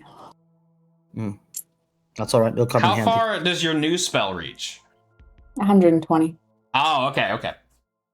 I mean, nothing stopped you guys from slowing down, fucking one of these dudes up. I'm gonna have to switch my shoes out. We're gonna be walking. I was gonna say I could be the one doing the ¿cómo se llama? Where they have those ropes, and I'm unroping and roping things. Yeah. Totally dropping anchors so that we go zoom zoom. Hey, if you guys want to try some kind of fucking Fast and the Furious on the sea, anchor, drop, and turn, I'm happy to oblige. Let's see. That sounds pretty dangerous. Angus is gonna whisper down. Yeah, I'm also agree with that because this other boat's got some pretty Anchor drop. crazy stuff going on, so they'll probably be able to turn and follow us. I'm gonna try to talk in Marcella again. She says, ¿Cómo se llama?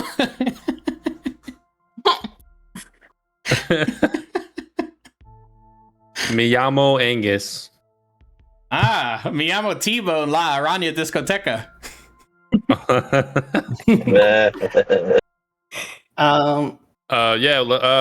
I mean, if you want to go to the discotheque sometime, we could. You making a Riz check right now? Because I need to know the stakes. This is a Riz check. This is an all-out, like, I don't want no beef with these people right now. It's Riz I'm o'clock. trying to get out of here. Hey, everybody, check the bottom right of your PC because it's Riz o'clock, baby. Make me a persuasion check.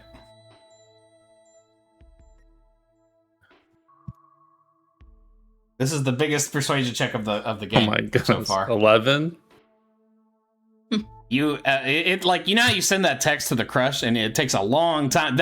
Silence after the text, you're not seeing the bubbles. It's tough. That's a long couple seconds. But she says, in the most offensive accent you've ever heard, she says, You are too late, mi amor. And unfortunately, my boyfriend Javier has been told of your misdeeds. And he wishes to... One moment, let me get the exact phrasing. Yes, he wishes to peel your face off and eat it. Well, I won't advise doing that. I mean, for one, I probably don't taste very good. Like, to be honest with you. I don't even have that much meat on me. I'm pretty skinny. And I don't want to fight him because, you know what? Tell him I'm sorry. You hear a different voice in your head now? And he says, hey, cabron. Sorry, I couldn't even get that out. Let me try again. This is the best. No, This is beautiful. This is great. This is the best. Hey, cabron. I will decide the taste of your particular flesh. Oh, that's a little weird, man. Not in a weird sexual way, he says. I don't know, man. I mean, if you want to get down like that, I'm down. But I mean, at least take me out to dinner first. Make me a second Riz check. Yes, let's go.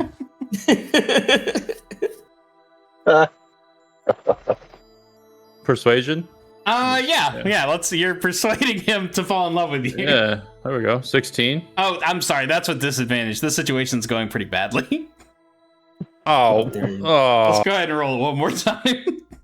Nah. I finally rolled one good roll tonight, and I got to roll with disadvantage. But look, all right. 14. There we go. Not much worse. You know what, JC? He's looking down on you. He's looking at me. Javier says, "Look, Cabron, I like you. Okay, I'm in a committed relationship, but here's what I'm gonna tell you. Wait, give us some gold. You give us some gold, we give you your lives. It's a fair trade, no?" I mean, not really, considering, you know, the gold we have, you know, it was really hard earned, you know. We had to hustle and bustle for this thing. We have families, you know. I don't know, but I know my family, Cabron. Sorry, he can't get through one sentence without saying Cabron. But you have to understand, like, imagine, you know, like, see, your family, I understand you need to take care of them, but we're in the same dire situation as you guys. We need this money as bad as you, and we need to make it home tonight. With this impassioned speech, he says, listen, essay. Sorry. Jesus Christ. You're really pulling out all the sauce for Isabel. This might be your Tony performance. You're putting it all out. I'm getting a call from my agent right now. Listen, essay. You wave the white flag right now. We call the others off. You give us some gold, 50-50, no one dies, yeah? You talk to your captain, you let us know. And you hear the message spell equivalent of a phone hanging up. I'm just gonna respond right away and say no deal. Okay. I'm not even gonna consult my captain. No need. Yeah. We know where this is going. What is my captain's gonna hear, doing? oh, they want gold, and he's gonna be like, what the hell? And then we'll end up fighting. It's a command decision, and I understand. Yeah. What is everyone else doing before we make sale checks again? Shaking in my boots. Yeah, that makes sense. Yeah, that's accurate. I'm checking the map and notes on the map for the area to see if I see any like shallows, atolls, any kind of tricky terrain that we could navigate through to slow them down. I'm gonna I like this a lot. Here's the trade I will make you. I will say if you take the turn to study the map, someone else needs to do your sailing check. Yeah, I tell Amaya to sail for me while I go down to my quarters and double check the map. But I think because we just ran aground that there are other areas in here where we could tricky terrain that we can maneuver around. And I like that a lot. I will come down from the crow's nest and man the captain's post as the right hand. Perfect. Sounds good. Let's do some sailing checks. You're gonna spend this turn doing the study action, which will give us a bonus to the next roll. Does that seem fair? I like that a lot. So let's do sailings from our new drivers, Jasora, Aldar, and Angus. 20. A natty? Well, dirty 20. Okay. I got a 4. Okay. Yeah. Oh my it was God. Technically a nat 1. A natural 20 from Aldar. A nat 1 countered by a nat 20. Jesus. Yeah. And a dirty 20. Thank you, guys. And a dirty 20, which pull you up. Angus hops on the wheel, confident as fuck. And immediately, like, lets go of it and starts turning wildly. Luckily, you guys are able to, like, take the sails and steer them properly. Can I canonically, like, trip and, like, hit my head on the wheel, and then I'm, like, knocked out, and then Aldar's like, and he realizes it or something? He's just like, yeah, I gotta... yeah. Aldar immediately looks up, and you're just, like, on the ground. He's doing two people's jobs at this point. You guys fill in 2 more of the escape pie. Let me just fill that in. As you start to pull away from these pirates. How big is this pie? Is it a deep dish or something? It is a deep dish. Classic. Oh, man. It is a deep dish, but they are now out of range to fire on you. Yeah. the warship is. They are past the fog, but they are out of range to fire upon you. And you even pull a little bit further away from the love ship, which we called, I definitely didn't forget it's Day-Ho. Because it's full of Day-Hos. Red River with a 7 history check. That was definitely offensive, for sure. Oh, is that not... Terry, can we run that? Terry's shaking his head. He says too far back. He can't get it in the playback. Can't do anything about it. Yeah, we'll all just take a moment to feel bad about that. But you guys are close to escaping. Red River, it takes you some time to study this map. You find some of Nomad's notes, and east of Brescian, he must have heard someone talking about the waters north and east of Brescian. He's written Shoals ?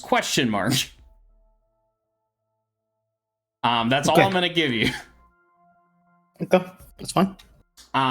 Is there anything you guys want to do again? They are out of range to fire on you again. They don't seem interested in firing with disadvantage again.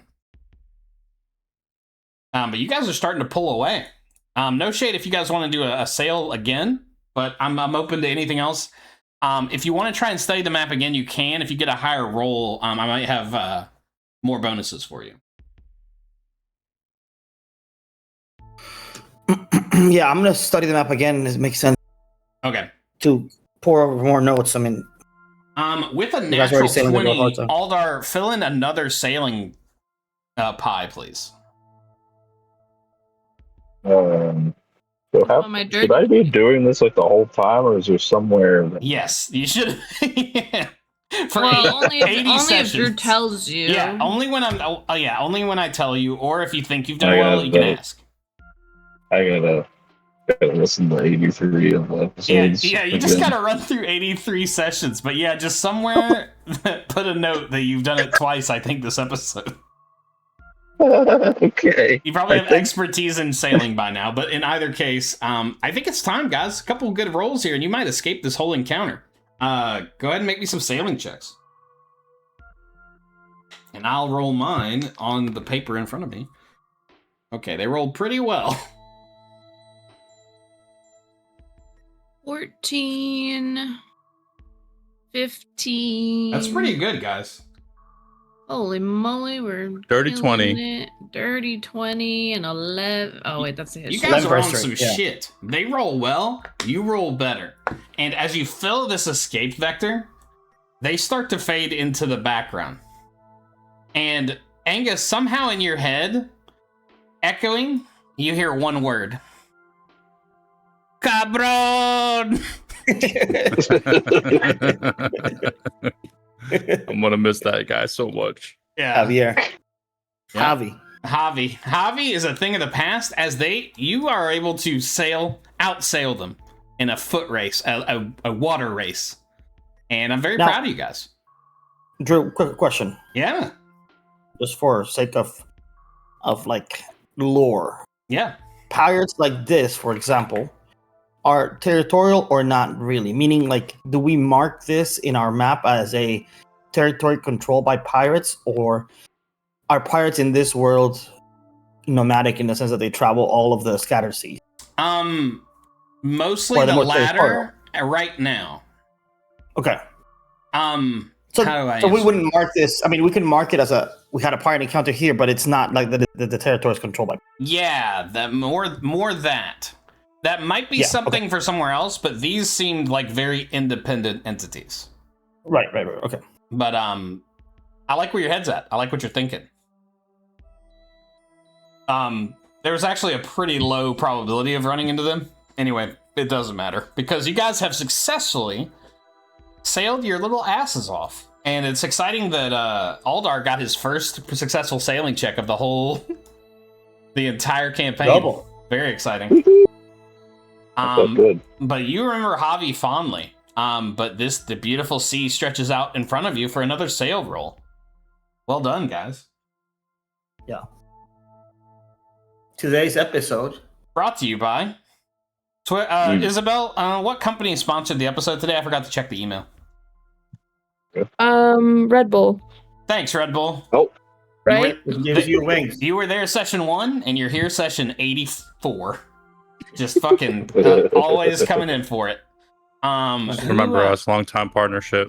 Huge party. And use the code Sarah's Asleep at redbull.com to get a free coupon in the mail. Called Max Verstappen for the win. It's okay. All right. Cut that. We actually don't have that partnership yet. He's declined to partner with us. Who have we not gotten a sale roll from in a while? Feel like Sarah just did one? Who's feeling froggy? Who wants to jump? It's definitely just Sora that's been doing them today. Oh. Yeah, not all mer people in the same group. Oh, sorry. I'm embarrassed that happened. One too many slides this session. Yeah, no, I got to pull back. The Cabron and essay thing, it really has me spinning here, and I need to... Yeah. Yeah. By the way, pull up. I think today's episode just named itself. Yeah. And it's called Not Today, Cabron. Not today, Cabron. Not today. Maybe tomorrow, but not today. Cabron with love. Yes. Sarah, all merfolk are different and important and special. Can you roll a d20, please? That's the one with a 20 on it. What do you mean? It's the 7. big one. 7? Yes. Delicious. Roll me a d20 again. 2.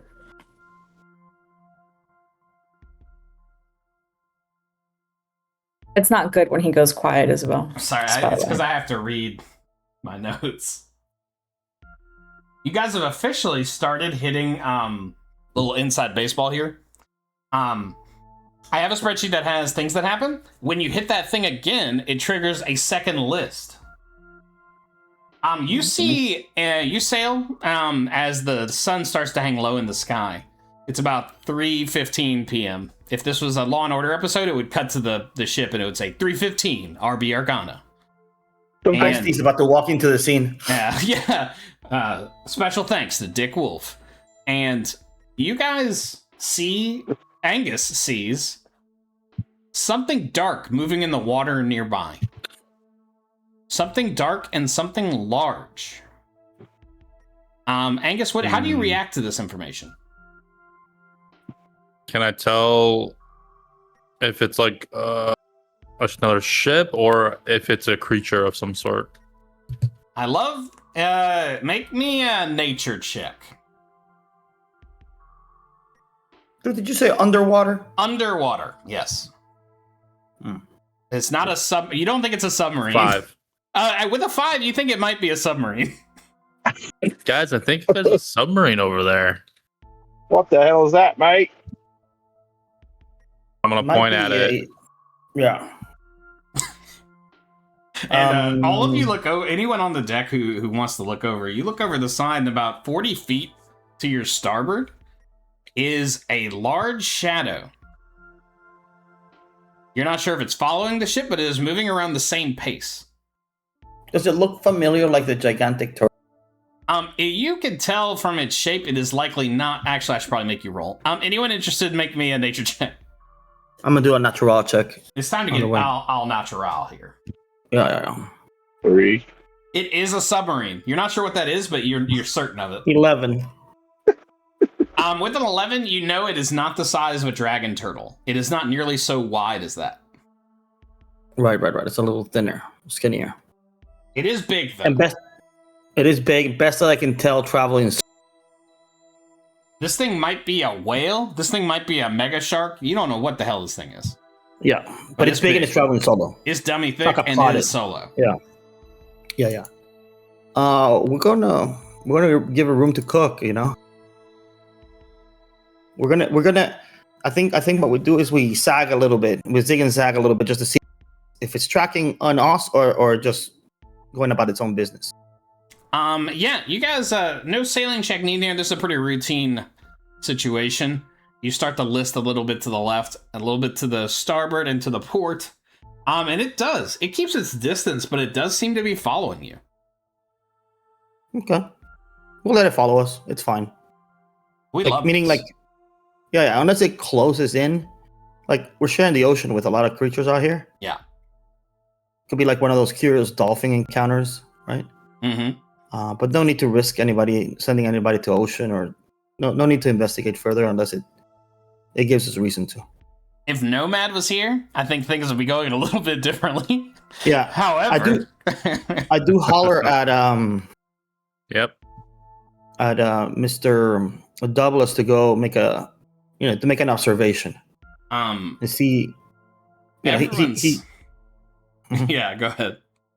No, he likes interesting sightings and happenings. So when I can include him in the daily happenings of the ship, I call him out and say, "Hey, man, we got a sighting here. What do you think it is?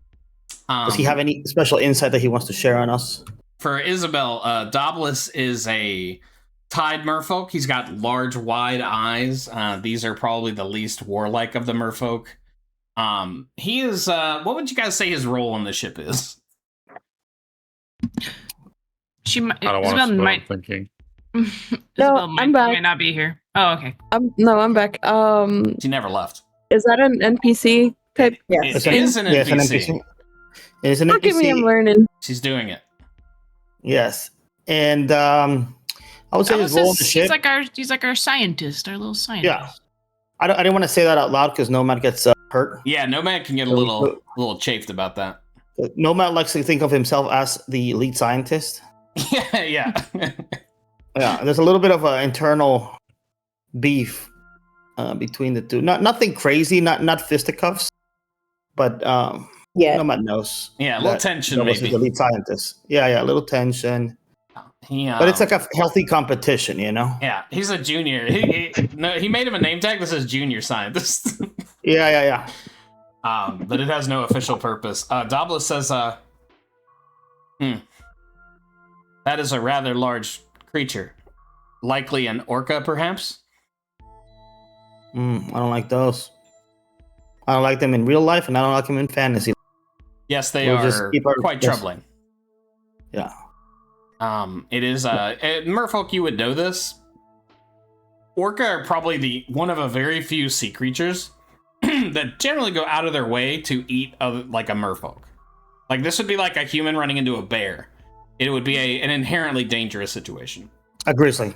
Yeah. No, a polar white. This fucker, they like kind of might eat you just for giggles. Yeah. But you do not, Doblis does not, I do not believe the creature will escape the confines of the water.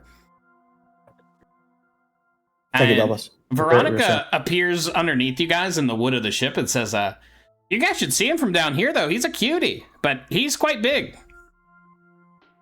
Veronica, question. This is just my curiosity. How far away from the ship can you see?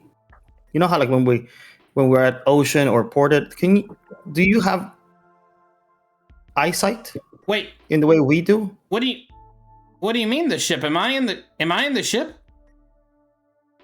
I don't want to alarm you, but you are confined, we believe, to the ship. But I don't know if you're confined to the ship or you are. I am just kidding. I know I'm in the ship, you silly goose. She says, well, Okay. It depends on the water. Yeah, it depends on how polluted it is. It's a nice day today. Not too choppy. I can see pretty far. Like, we had an octopus following us a couple days ago. It's pretty cute. We got some weird little mollusks or something building up on the bottom here, but it's not too bad. I poke them off sometimes. Oh, you can take care of yourself. This is great. I poke them. I like to poke them. But I like to watch, too. You guys get boring. You guys spend all night sleeping. It's true. This is how we recharge our batteries. Do you sleep? I don't sleep. I miss sleep. I miss eating. There's a lot of things I miss. Mm. Also, I don't like that guy's poster. If you could talk to the teenager.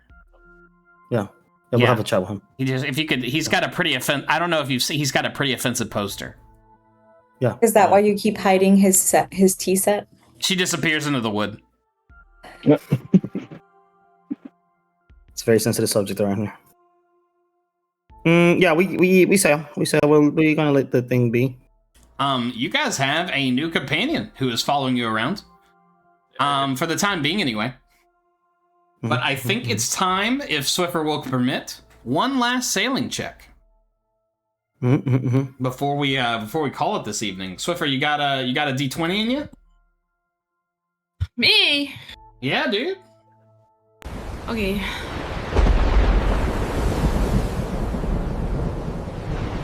$15. Oh no. No way. You all die. There's blood everywhere. No, you wake up from that dream and you roll a 15. Andrew looks at his chart and he scrolls to his chart. And he asks for another roll. Can you do a D20 again, please?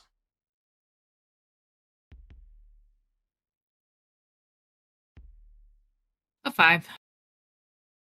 Scrolls over there.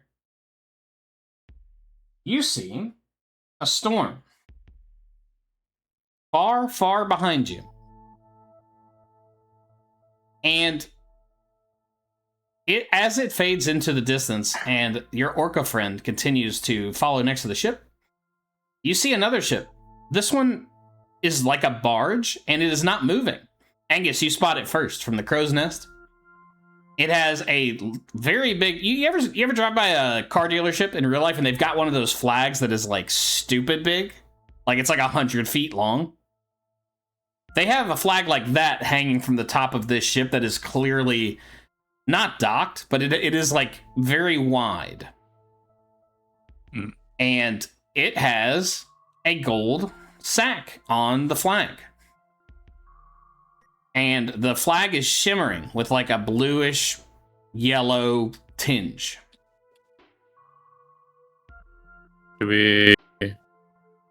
Does anybody recognize this type of flag? Anybody on the ship? Or would I recognize it? Make me a history check, anyone who cares to. 11. You do not recognize this, but you do not feel any fear from it. 18. 22. Yeah, the merfolk do recognize this ship. It is a rare merchant vessel known as the Zephyr Market. This is a seaborne market that like kind of floats along on a large barge. But the barge is kind of a central flat space where they have literally built a building. And sure enough, it reads the Zephyr. Someone rolled like a 20, right? 22. They strictly are purveyors of rare goods.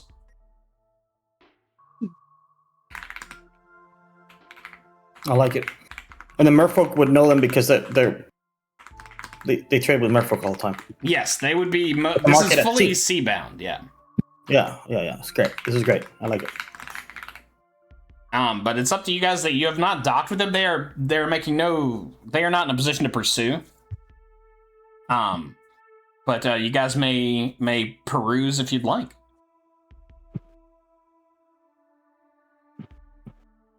Yeah, we're gonna go. Yeah, we'll check it out. You guys check it out. Roll to check it out. No, you guys pull up to the dock, and you see, like, as you close in, several heavy crossbows, like, on either side of the ship, and gnomes, like, manning them turn to face you, and they wave politely. They have little, sailor caps, little white sailor caps. Howdy and welcome! Oh, Jesus! One of them shoots into the water near you, and the dark shadow just, like, swims away, like, deeper underwater. And as you approach, he shouts, "Sorry about that. You got a little visitor there with your friend. Those are nasty sons of bitches." Yeah, do you know what they are? Oh yeah, that looked like a nasty sea orca. Yeah, there's sea orca and there's land orca. Those are the ones you got to worry about. They got little feet on them. Yeah, I don't like that. I don't like either. I'm allergic to. Yeah, those are nasty boys. Thank you for doing that for us. Oh, no problem there. Yeah, but you guys are welcome to come aboard. Yeah, of course. Hell yeah. We ain't got no visitors right now there. Is it what's the situation? Is it like one purveyor of things or like many purveyors of? It is like one store. So it's like one merchant is here, but they have a large store. Okay. I These wanted are to see just, if it's like lackeys. Not lackeys, that's rude. But these are like no, they're security. Yeah, they're just guys. Yeah, they can't. Yeah. Yeah, so we go peruse. We go see what kind of rare goods they have. As you guys walk on, there is like an incense, like a beautiful scent wafting across the deck of this. Oh yeah.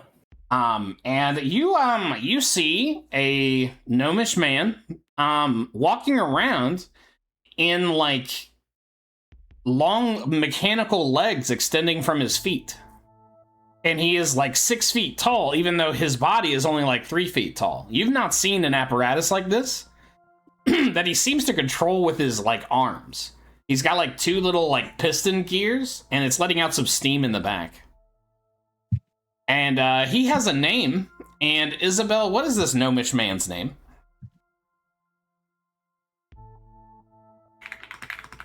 If she's there. Hello, I am sorry. No, you're fine. Can I get a repeat? Yeah, there is a gnomish man. He's got kind of a steam-operated, like legs helping him walk around.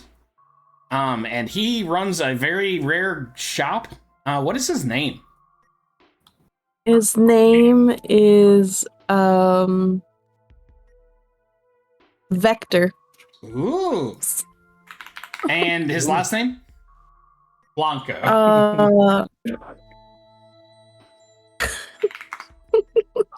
I'm not great. Hey, so you said he was gnomish? You should have heard the other people. Yeah, he's a gnome. Romeo. Vector Romeo sounds like a cool call sign for someone Mind who's you, flying. Drew has never come up with a last name for any of his characters. Okay, let's I not was hurt thinking of anybody's. Romeo and Juliet. Not anybody's Blue feelings, Jeans. please. Excuse me? Jeremy Blue Jeans? From our last campaign. How fucking years dare ago. you? Ever. You know what I'm doing? My best every day.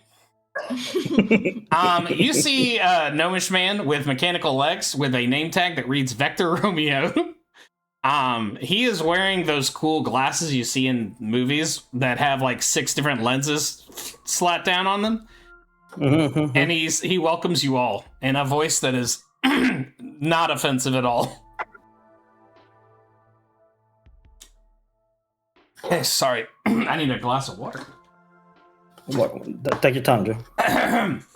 I don't have a Canadian voice at all. I'm Vector Romeo, and you find yourself aboard the Zephyr.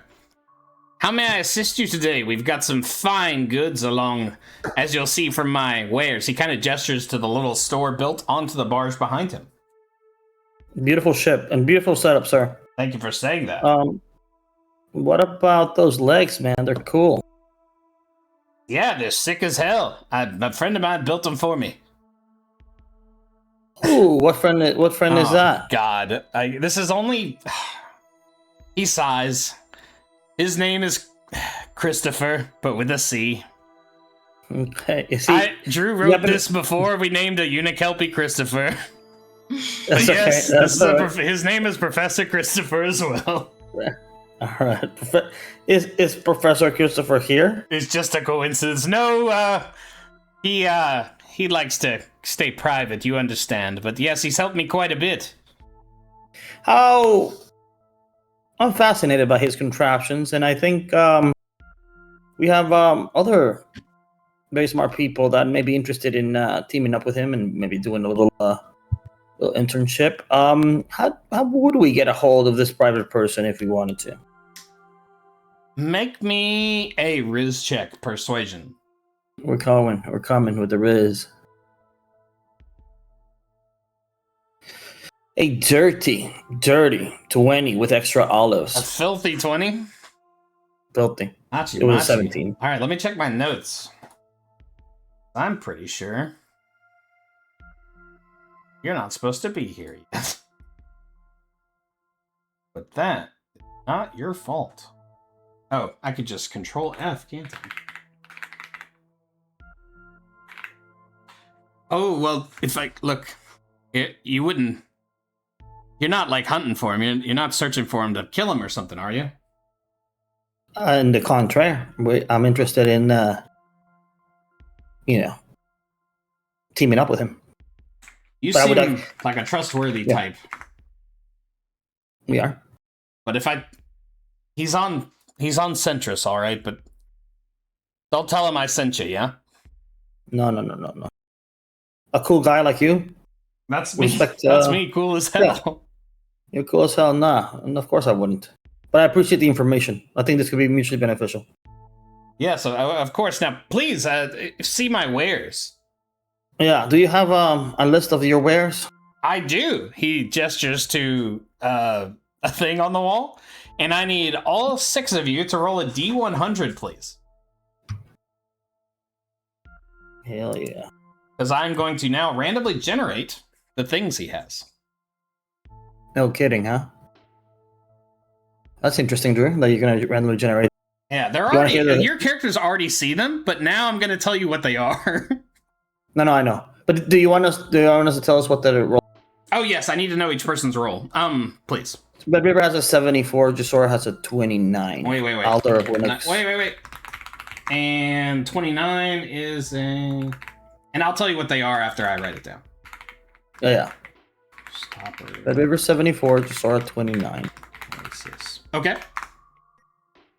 Alder of Linux 44. 44. Oh, cool. And I do not have an Angus, and I do not have a roll yet. In the meantime, I will tell you what you have found so far. There is a flask. It is like a dark metal flask that is encased in like this gold casing kind of floating there. A glass orb with a special funnel at the top that traps bad dreams.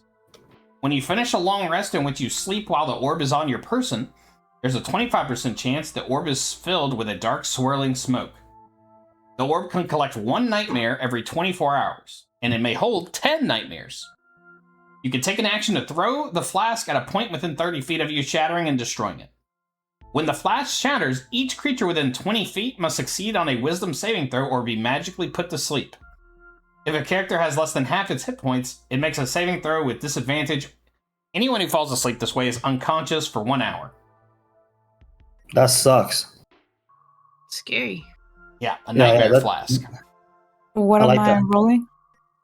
Oh, D100. D1 hundo. Angus McDonald rolled a 60. 60 is 35. Band. 5 is wildfire ammunition.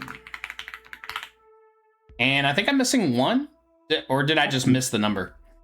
So yeah, so we have Red River 74, Jusora 29, Alder 4, Angus 60, Amaya 35. Who did I miss? Why am I missing 1? Or am I just confused? You're confused because you're thinking about Nomad. Yeah, we don't know. Oh, you know what? Because he's always here in my heart, isn't he? In your heart, he's never left. He never left. He never left. You also see Sareem's Stoppered Oasis, a tall decanter filled with water from a miraculous oasis in the Harathi Desert. It is stoppered with a small overgrown planter. You can pour this water out of the bottle on top of the planter as an action to create a magical oasis that fills a 100-foot square space. I should have fucking read these. I don't know why I want to have it. Yeah, I don't know why I want to have it, but I want to. There's even more. The oasis has a pond filled with clean water and exotic fruit-bearing trees that can nourish up to 15 people or 5 steeds.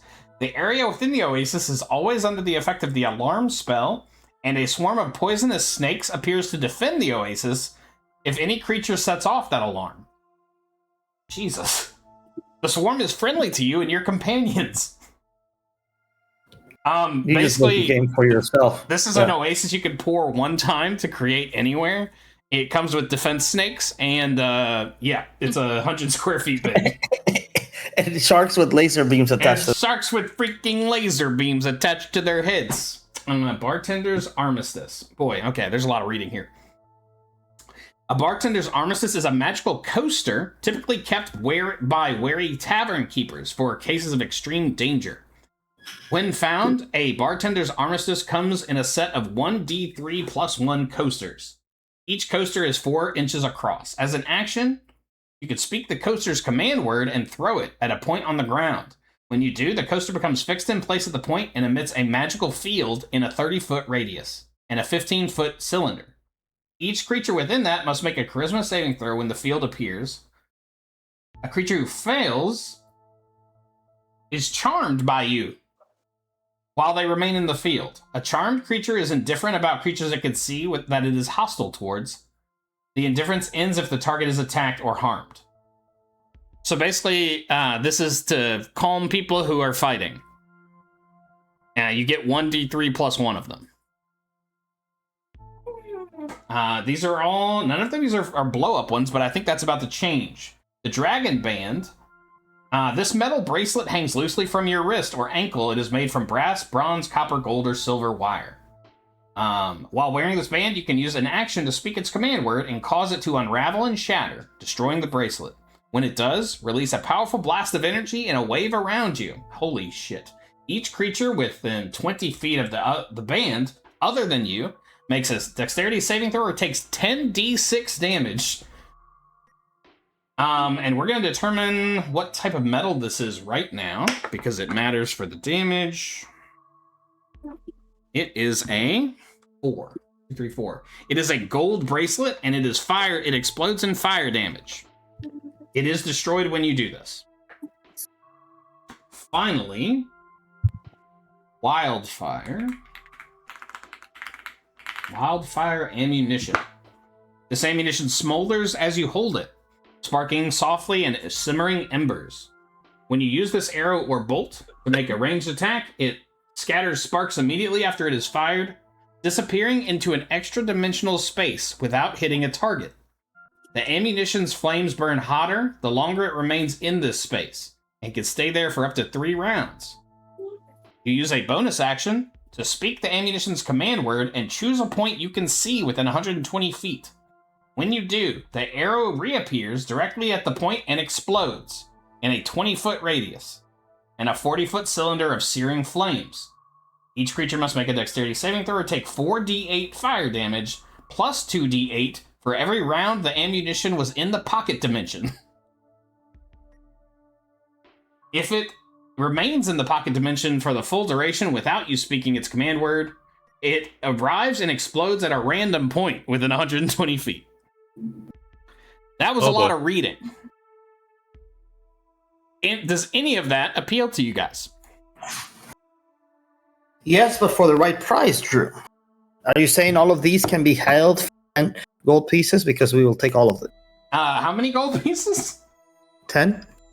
$10? 10 space dollars, yeah. Vector Romeo laughs at you. He's drinking something and spit takes it out. And he says, you've come to the Zephyr, son. This is not a run-of-the-mill. This was a hard roll. The chances of you finding us alone. He takes another drink of fantasy water. Yeah. No, I get it. It was but a joke. We've been at sea for too long. The prices for your wares, what are they? Well, Drew's looking it up right now. So these retail for keep your hats on. 4,000 gold pieces each. Great. Vector, here's the deal. You must work with very exclusive clientele that have that kind of money. Thank you for saying that. Yes. Yeah. Or maybe you have alternate means of financing. Which one is closer to the truth? Or complete bullshit. I'm sorry? Which one's closer to the truth? Thank you, he says. I might be interested. Sorry. That was one of those moments where I said something out loud on accident. Oh, yeah, that's weird. Your friend said that. That was so strange that he said that. Actually, sorry. I need to make a D100 because I...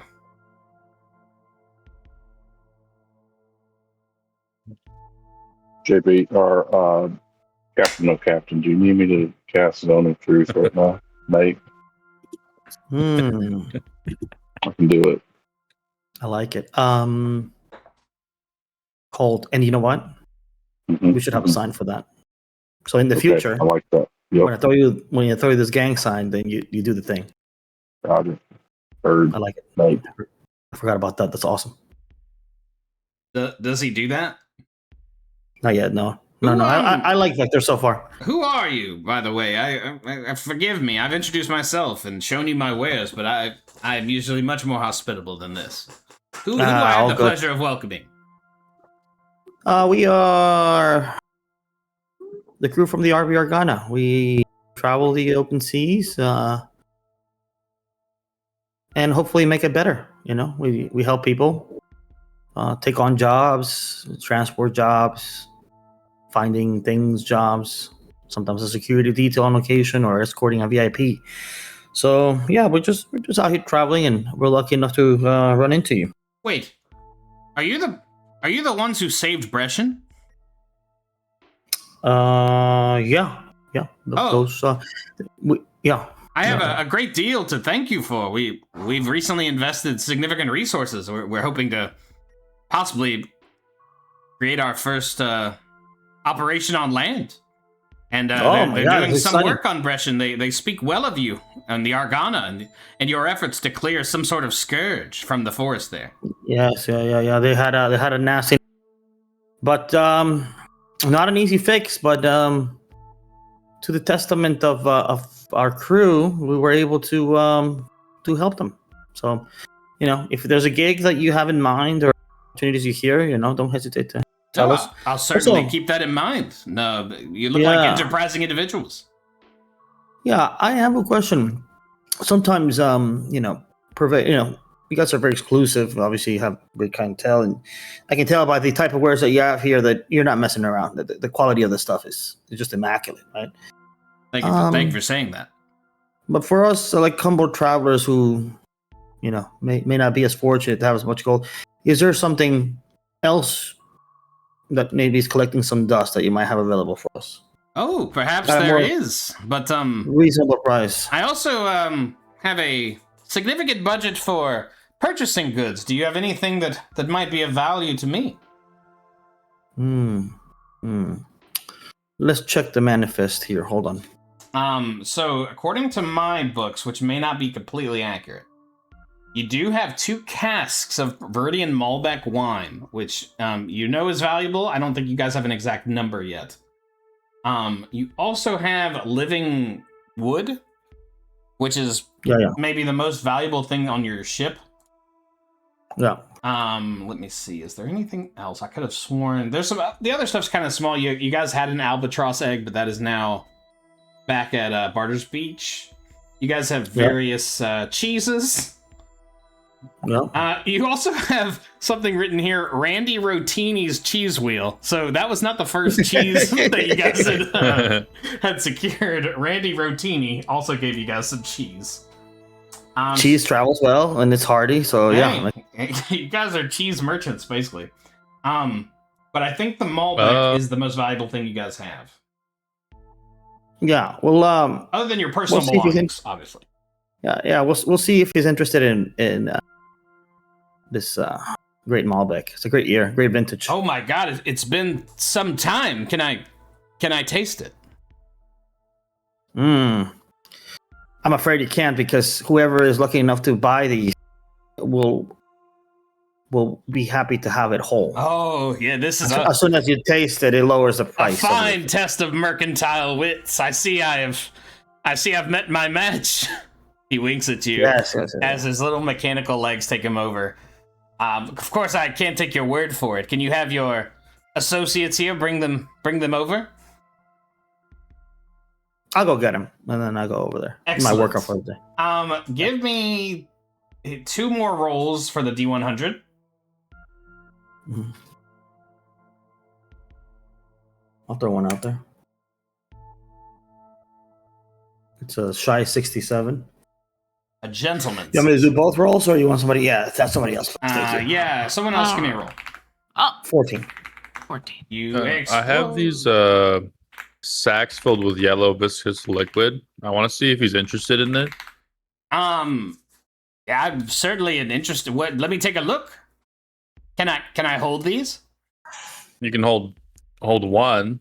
He takes one out and says, Jesus, is this a Sahagin oil?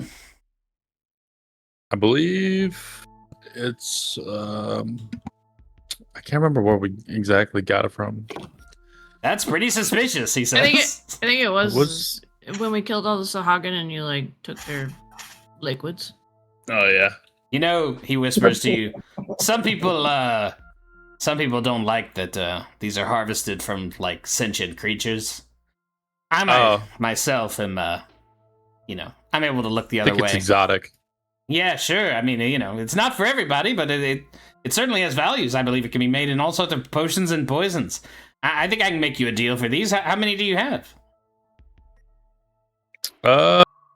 Well, I have a grand total of 7, but I'm willing to part with 1. Oh, I'll give you 100 gold pieces right now. 100 gold pieces, you say? I'll give you 100 gold pieces for each of these bad boys. I think this is a pretty hard to come by item. I feel like 100 gold might be a little low, man. I'm sorry. Make me a persuasion check as you try to riz your way into a discount here. 16. All right, he's gonna roll against you. He rolled a 2. He says, "Look, kid, I like you.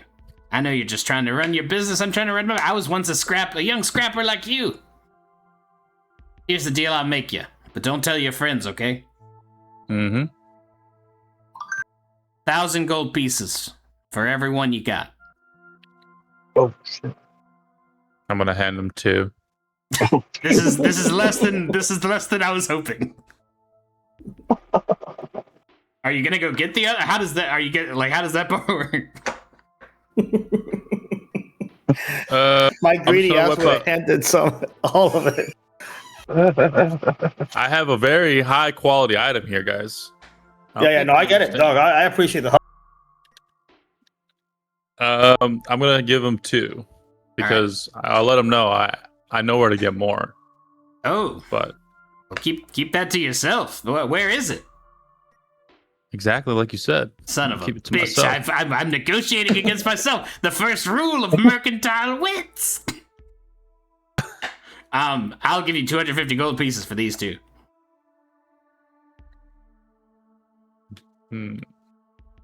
Drive a hard bargain, young man, but I see myself in you. A little twinkle in his eye. Yeah. We know the game. We know the supply and demand. These aren't easy to come by, just like your items.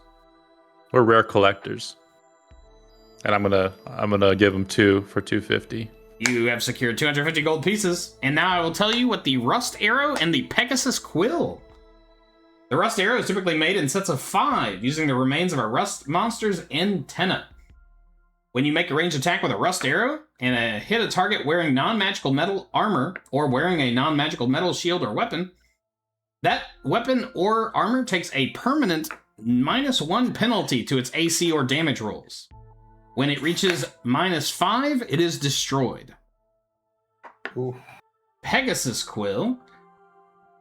The feather adorning this quill is a gift from the mighty Pegasus and has a beautiful pearlescent shimmer. When you write with this quill, the time it takes for you to write something, such as copying a spell or creating a spell scroll, is halved. So I think it's a rule we've not really messed with, but if you guys find a spell scroll, one of your magic folks, instead of using it once, can copy it and learn it themselves, and that takes time and money. This would half the time and money to do so. That's pretty much a wizard's dream.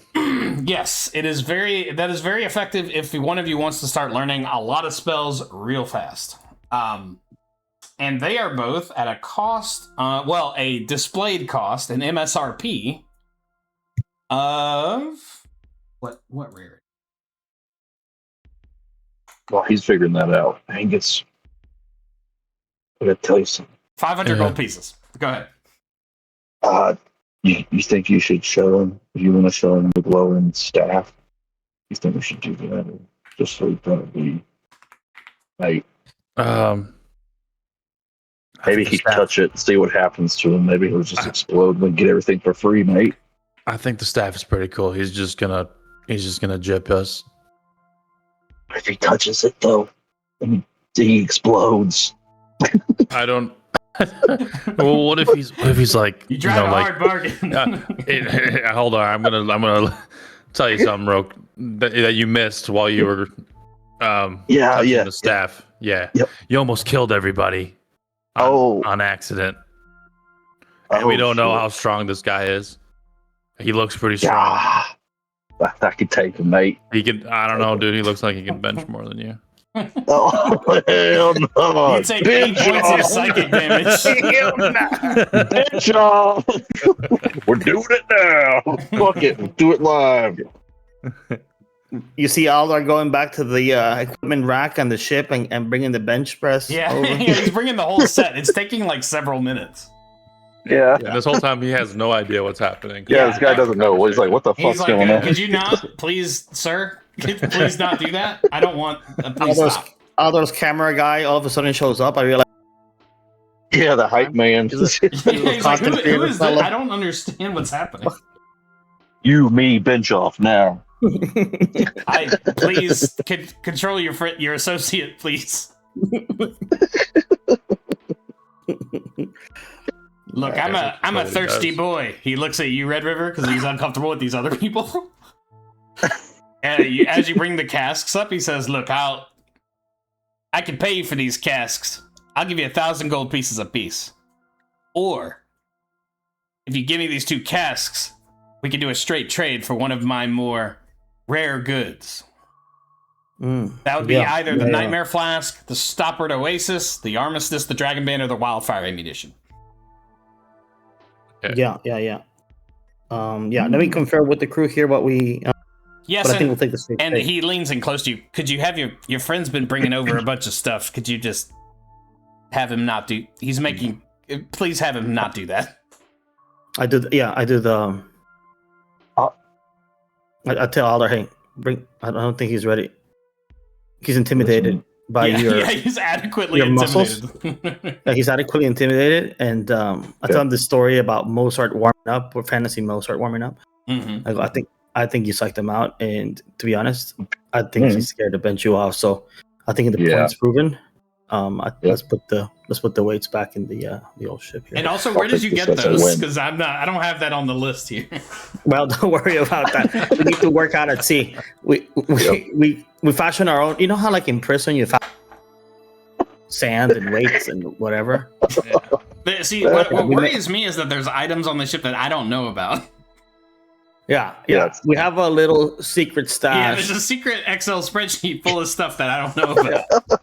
Well, I forgot the name of the fella right now, but the guy that we rescue our very capable carpenter man. Yeah, Varric. Yeah, he's been making you atomic bombs. He built us a secret now because we don't have secret cargo to and nothing to smuggle. We're keeping our weights there because like you're at sea for weeks at a time, days at a time. You need to work out. That's true. Mm-hmm. Everybody knows this. How do you think Alder stays this swole? Stays this loaded? It's because it's creatine and it's working out every day. It's gear. It's not push-ups. It's gear. It's gear. Yeah, it's straight gear. He's on 3 cycles at once. I didn't tell you guys, but there's a guy behind the Zephyr, like by the garbage cans, who's dealing gear and peptides, and he's like, holler at that boy. Yeah, he's a rough looking customer, juiced out. Yeah, we're gonna go talk to him. Yeah, I'll talk to him. Hell yeah. There's a lot that happens, Drew, and I don't want you to feel left out. But there's a lot that happens in the ship that you know. Oh no! Exactly. Yeah, we have to take our gear. It's too much. Instead, just roid it up. The secret sessions every Wednesday night. You guys do a secret session. There's a lot of ship drinking. That goes around a lot of. On the XXX version of the Scattered Sea podcast. Absolutely. Yeah. I'm liking this grower's tape that we have in our inventory. But anyway, long story longer. Did you list in whiteboard what the things are? Yes. Yeah. They're a little mixed up in here. I'm gonna pull them down. I got it. Yeah, I got it, man. We're in here. I'm gonna make them a little bigger. Nightmare Flask. And if you have questions, let me know. Oasis. The one I was unclear about was Bartender's Armistice? Is a coaster. It is like you get like 3 to 4 coasters. You throw it at a point within 30 feet, and basically anyone captured in the field it creates is charmed. Or they have to make a check to try not to be charmed. Yep. And we got 4 of those. That's kind of nice. Dragon Band is based on the metal. What metal did we get? You got gold, so it is a one-time fiery explosion. And that affects everyone, I think, within 60 feet. It's huge. 1 second, let me check. It is not 60 feet. That'd be bananas. Oh, it's only within 20 feet. It is a DC 15 save, and it is 10 D6 damage. It is a shit ton. But it is one time. Yeah.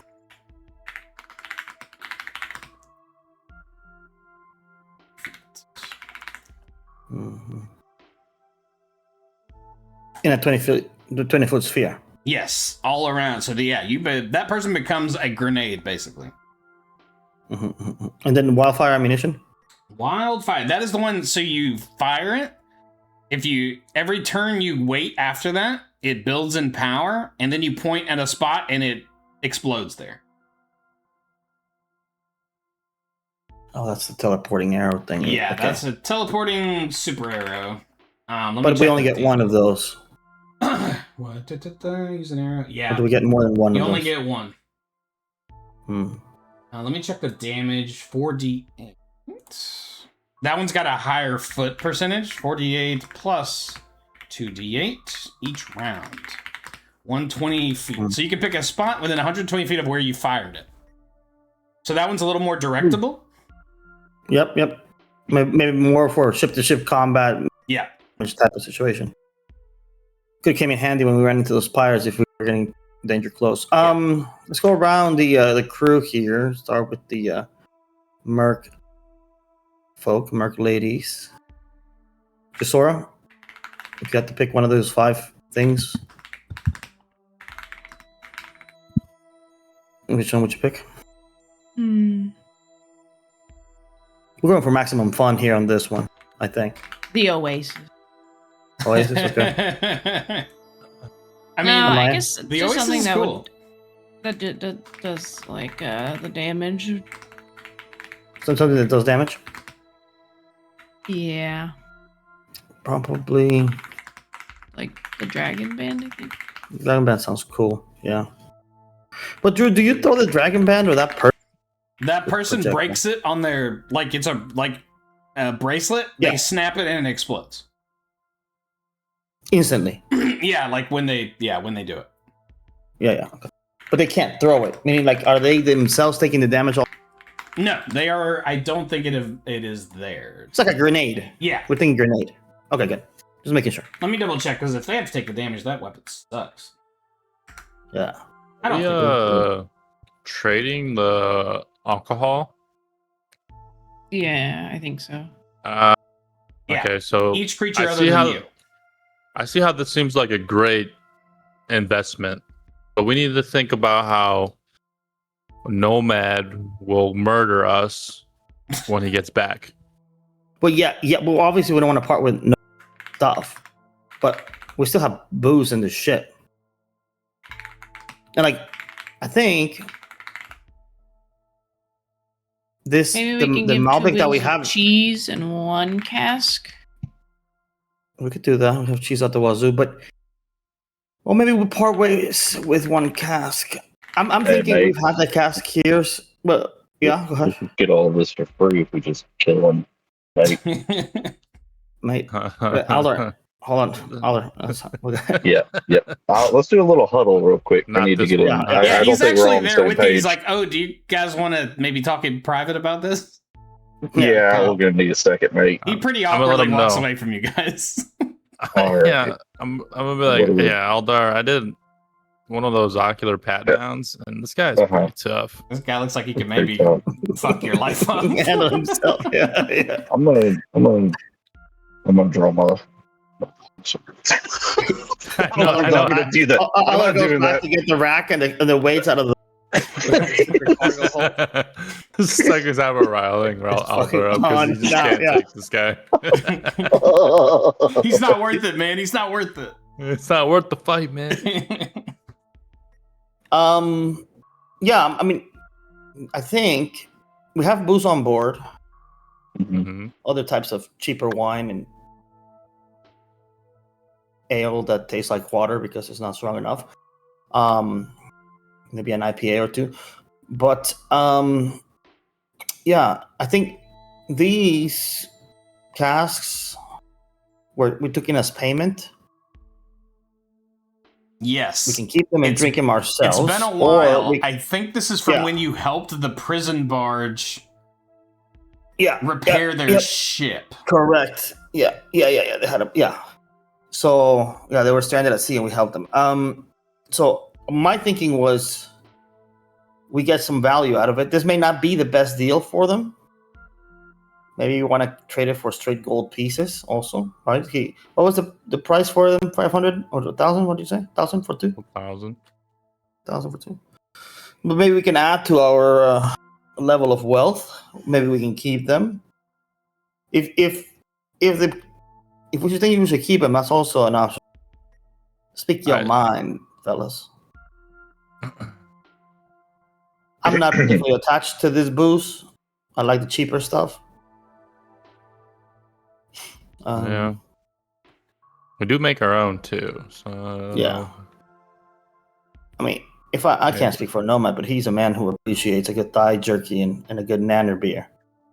So I think that's safe. I think that feels like a safe thing to think. That feels safe, yeah. Or hold on. Hear me out. Here's the deal, bro. Free. I know where you were going with this. Listen, man. Yeah, what's all right. Vector's kind of cool, man. It's cool.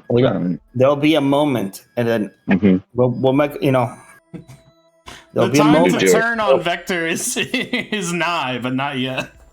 Yeah. Maybe not Vector. Because he's cool, but he's not even that cool. There may be a situation to a store where we're gonna have to throw down and I think I'm just I'm just feeling a little spicy after a level up. I think you want to mix it up. I just wanted to test it out. Yeah. I'm gonna tell you something, dude. I think you're getting to the end of your current cycle with the gear, and it's affecting your mood. Yeah, your low T is starting to affect everyone. Yeah. I'm not, the crew asked me to talk to you. The vibes are on edge lately. Aldar, you look around and the huddle is just you and the captain. And he's like, listen, I can't be killing everybody we run into. So here's the deal. We're gonna get some of the nicer steak that we've have in our food wares, and you're gonna throw down. I think you need a good steak dinner tonight. You need some protein. And you need some protein. Really nice. Get your mind right. Yeah. And then maybe the next set of pirates will let them board us, and you can kill them. But we'll get it out. Just me. I'll just throw me onto that ship. I'll jump over whatever. Yeah. I've been thinking about all of it. Yeah. I've been thinking about a Antlichern-sized trebuchet, so we can just propel you to the next ship. Excellent. You know what I'm saying? I can handle it. We're in the early design steps for the Aldar trebuchet. Yeah. We just need to go back to Bar's Beach and tell our revolutionized war. Or goblins or whatever to do it, and we'll be good to go. Yeah, because instead of building a ballista, we're gonna build an Aldar launcher. I've got an practical, idea. guys. If you can check out these sketches. And it's just like a stick figure of Aldar, like shooting into the sky. He's got like an Evil Knievel helmet on. Yeah, and he's like, I think I'll be back tomorrow, and this should be all done. I'll take dip on the steak. Thanks, mate. Yeah. Great. Do you guys want the gold or do you want to buy something? Actually, the guy walks up and says that to the huddle. Don't rush us, dude. Hold on. Amaya, thoughts? What do we do? Amaya's been asleep for an hour. How dare you? How fucking dare you? Best sleep of my life. How dare you, dude? The only thing I'm interested in is the spell thing, but I'm not much for all of the Yeah. things. If Because these, most of the time these they're one-time uses, and it's hard to. justify the Maximize. 4,000 buckaroos. Yeah, that too. Yeah, I mean, it's for us the price is 1,000. So on one hand, we may be getting a perceived deal. But yeah, no, I hear you. If these don't feel spicy enough, and the ale sounds like a better deal, we'll just keep the Brazilian Malbec. We'll just keep it. Aldar, Yes, sorry to ma'am. interrupt the set. Are you feeling like we keep the wine, the Malbec, or do any of these tickle your fancy? I don't drink any of those, mate. Not while we're on the ship. I'd get the cheapest Fosters, mate. Usually, Fantasy Fosters. Sorry, Yeah, when thank we you. get to Yeah, port, not usually. actual Fosters. Yeah. Yep, Yeah. Fantasy Fosters, grog, and you get to port usually, mate. So I'm not attached yet. Yeah. Do you like any of these items or not really? Oh, I mean the really fancy one, but it's too expensive. What is it? Yeah, yeah. $3,000 one? $1,000. Which What was that? You got the Nightmare Flask, the Oasis, the Armistice, the Dragon Band, and the Wildfire ammunition. That wildfire ammunition sounds pretty nice, mate. It's kind of like a fireball.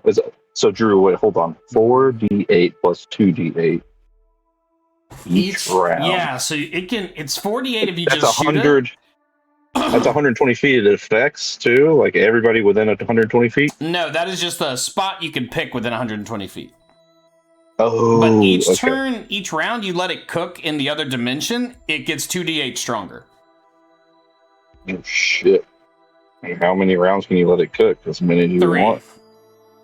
Ooh. So it is a 10d8 if you let it fully cook. What if we just well, how does the Oasis work? Like, can we just do that like on any island? Yeah. As long as we're safe. Yeah, 100%. You could do that on the ocean. And an island appears underneath you that is 100 feet in every dimension and is an oasis. But it's permanent, no? Or no? I think it lasts for 30 days or something. But it's gone forever after that. It's yeah, just it's like one time. a one time. Yeah, that's the kicker. Is it, everything on here is one time use? Yes.